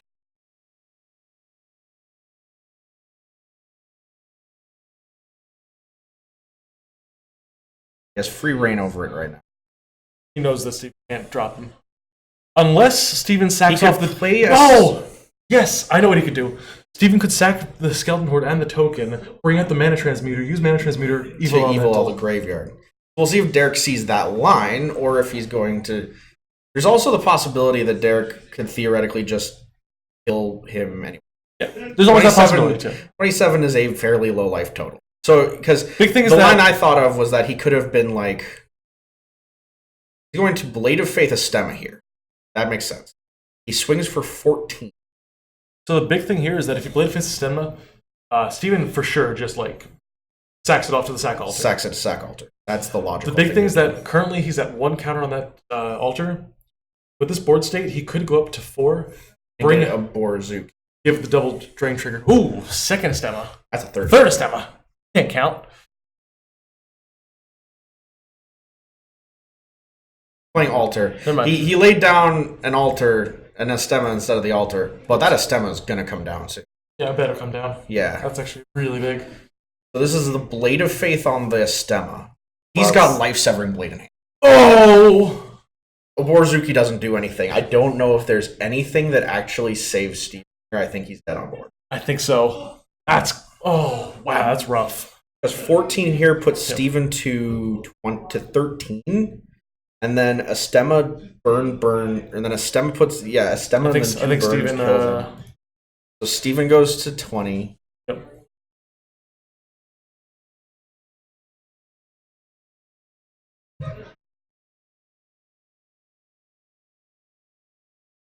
I'm trying to think of Roll up any his way. sleeves. Ready to go ham. Yeah, I'm trying to think of a way of which, with no mana and one Sack Altar trigger to get a 4-drop, Derek doesn't win here. Because, and I know he's doing that too. He's thinking through all the options and trying to figure out in what way can Steven figure out a way to just completely punish me for going in here. But I think that you swing the other stemma, you put Steven to 13, you just go play in a stemma, burn you, and you're at 44. You just burn 4 times. That puts you at 14. Okay, so Steven's doing this play to sack Yeah. that.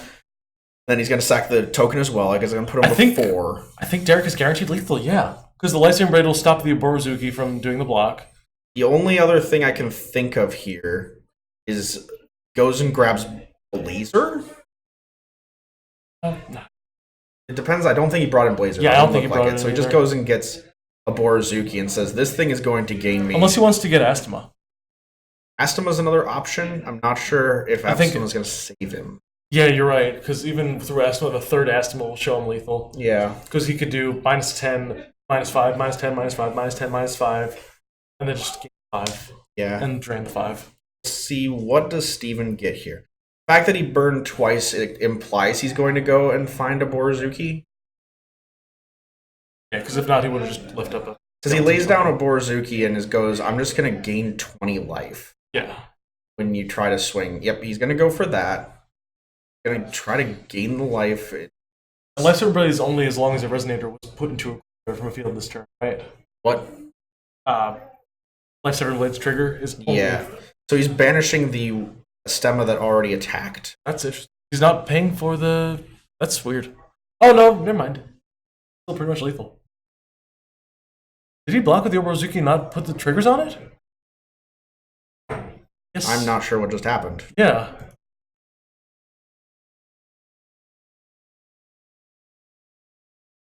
There's an stemma. I don't think. Yeah. And Steven scoops. Yep. Like I think that what we were kind of expecting was happening just happened there. So Derek goes and Derek gets the gold. Derek, my boy, Your boy, my Derek. boy Yeah. gets there. I get a travel buddy to Japan. Let's go, oh baby. So yeah, Like the face game? Yeah, you go ahead and switch it. excellent. Yeah, bring Derek in here. I need to give him a big ass hug. Yeah. You can interview Derek. You are the one who knows what to talk about. I'm just I? going to tell him that he's a beautiful human being. I mean, that's what I'm going to tell him too. I mean, who wouldn't? He's Look at this amazing. guy. Comes into a format where everybody's like, you know what they're going to be playing? There's Lucifer's playing Ruined Earth. You can't play two color decks, and then Derek's just like, I'm gonna play Black Red Windhill.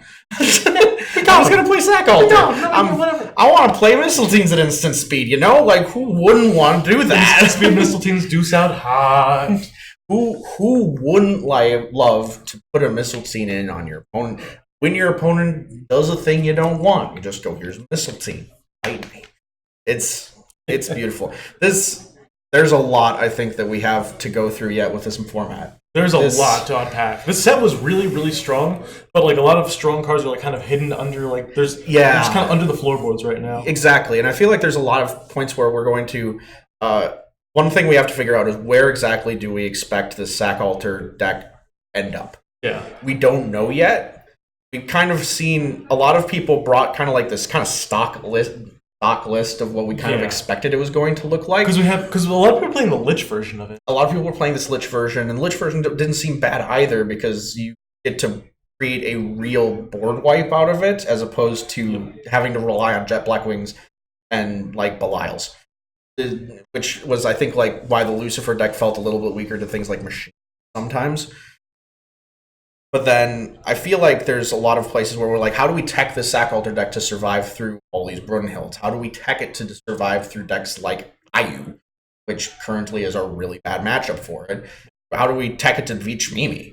Like, And a lot of those answers are Brunhild, honestly. yeah, and a lot of those answers might be playing Brunhild. But there's a lot of places we can still go to figure out what decks are good, what decks are bad. I noticed that it's normally a little bit favored when you're playing like a green matchup, just because Fluorite on a Sack Altar, after you've put a lot into it, is just like a death sentence. It is. So you have to like figure out a way to deal. I feel like Glint of Insight becomes a card. I think we need to consider Glint. I don't really know why we decided to all like kind of collectively in a hive mind cut Glint out of decks. But I think a large reason that I've heard people talk about is the fact that you play Glint in a blind meta and you go turn one. I don't have a Look of Corruption or a Layla. Glint of Insight name Igremi. You know, like what card am I like? You're looking at a Chamimi and I'm like, do I name Algernon? What am I scared of? Exactly. Or you end up against other decks. Like there's some decks where I feel like, and now that we've played this at least one tournament, we're starting to get an idea. Where against black decks, you go here. Look, Glint, Alter, and Hit 3, done. hit 3, done. Now you have to Demon Division to go find it. I think you do Alter, not Layla, because played in every deck. But Griffin Delta's the same card. Free the Altar is an excellent card, and it's really giving more gasoline to this black deck, but the black deck always struggles with targeted hate cards. Yeah. Because black currently is a very proactive deck. It has to like be playing. It just kind of has to just power through all of the hate that your opponent. And then Because if you your opponent can't has interact with Laura. You and if can't you just have enough interact with. hate against it, it's Yeah. just like And the mirror is misery because you have no interaction for additions. Like you just go, aha, they have a sack altar. until you put Lorite in the deck. You know, until you put Laura in the deck, then you got it, man. You know. I knew Mana Transmuter was going to be good. The finals showed us that there are 2 decks playing Mana Transmuter. Right? I admittedly slept on it, but admittedly, I think one of the reasons is you have to look at the meta, and I didn't look at the meta enough. Because when I look at Mana Transmuter, I'm like, okay, so it's a worse Machina. Yes, but we don't have And Machina. Machina was a card that wasn't even played in the deck it was built to be played in. Right. But Like, then named on the ruler. But the reason was we had dual stones. Who Exactly. needs a rainbow mana dork on 3 that costs you life in a meta where there was Prisia? that too.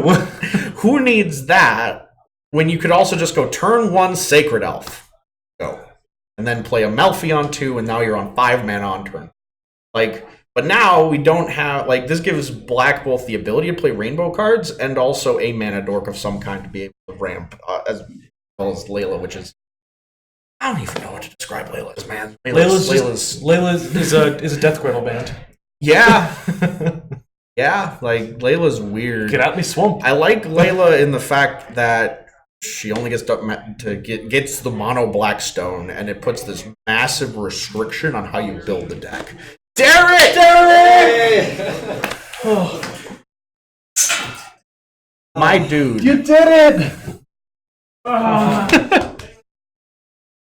Oh my god. Yeah, would you care Right to there. interview Derek? I don't know what I'm supposed to ask, but I'll make it up. Talk about it. Talk about Talk, your matchups. talk about matchup. My dude, come here. My dude. You get to come with me to Japan. Yeah. Oh my gosh, that was Derek Bugwaneza. yeah. We finally got ourselves a GP winner out of Minnesota. Yeah, there you go. There we go. Finally did it. How was that finals for you? It was so game one felt pretty good. Yeah, you look pretty good. Yeah, I don't know if there's much more to explain about that one. Game 2. Oh man, That was so rough. I like had my opening. I had Lila. I think I had Blade, and I think I had Altar. And I debated mowing the Altar like just because I wanted to go for like some Blade plays early, but then I decided to keep it. Yeah. Draw into 2 more Altars. I was like, all right.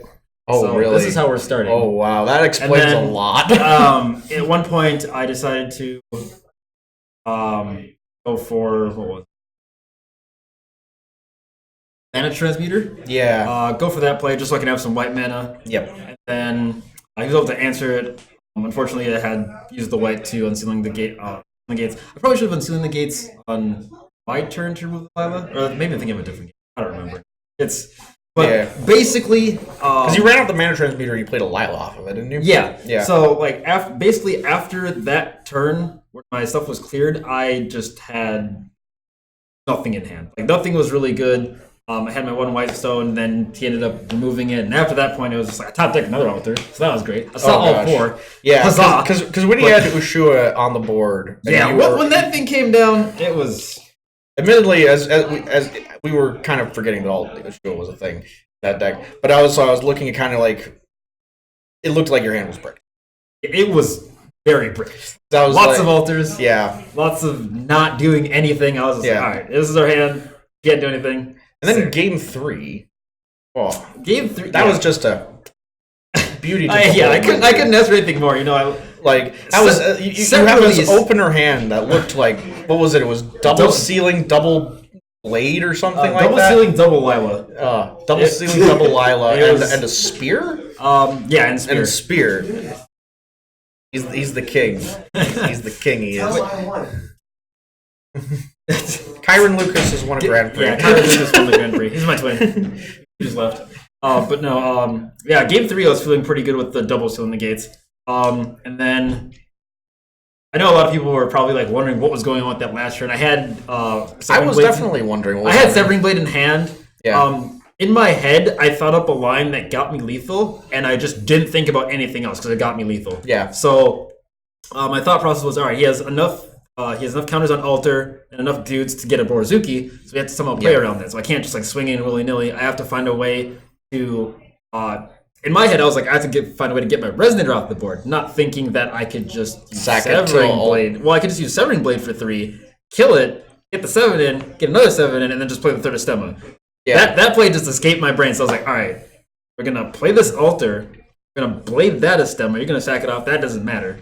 We're gonna swing for 7, and as soon as you come to block with a Borozuki, that's getting sacked off so you can't gain any life, and then I had lethal. Yeah. So, like, that was... Admittedly, I was presuming that you were just going to go burn with the stemma, back to life severed blade stemma. That was a possibility, but I'm sure. I once I thought out the line, I was like, all right, this is my line. Absolutely. Don't screw it up. You are the best person at a stemma math. Period. That I know. I always find cheeky ways to like just have a stemma lethal. My opponent could be at 32. I'm like, do I have lethal?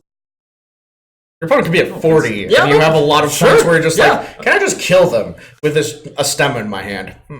Yeah. And then you do, and I'm like, how did you do that? I'm playing Ayu. Yeah. So, and then the rest of the tournament it went really well. Yeah. I think your matchups all kind of ran pretty much where you wanted them to. Yeah. Even your bad matchups, you did pretty well in. Yeah. I think my one loss. Well, I had 2 losses actually. For this entire tournament. You dropped all 2 games. I lost 1 to Kirik, where he just triple high speeded me. Yeah, sometimes I be like that. And then in game 2 against Holscheiser, where I just bricked, and it was just have OBs, but no second.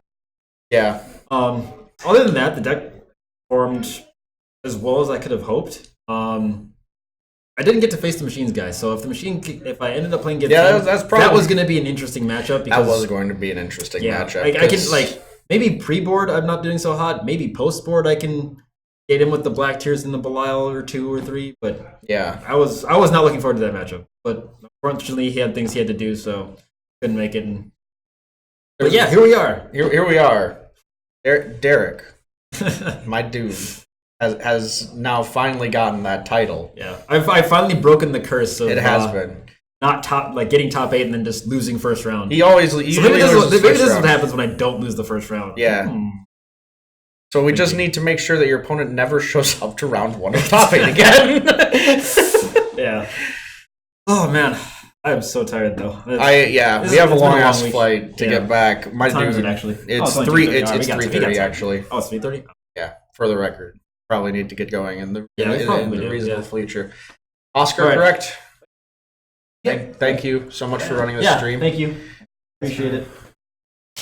Congratulations to my dude. Congratulations to everybody else in Thanks top everybody 8. that was cheering me on in chat. I know I sent out the link to a bunch of people. So shout out to Svetlana Young and Landon Young at Games and Geek Minnesota for helping me get all the cards that I did. So thank you guys. Yep. And shout out to everyone else on Team Games and Geek. Got our first win. We finally got there, dudes. All right. Take it easy, guys. Thank you. I'll leave the rest to you, my dude, Oscar. Yeah, thank you. Thank you for running the stream. Yeah. Thank you, everybody, for watching. Thanks to Vite Ramen for helping make this all possible. We did some giveaways, and those people will be contacted. And we'll get your ramen. And we'll see you guys next time.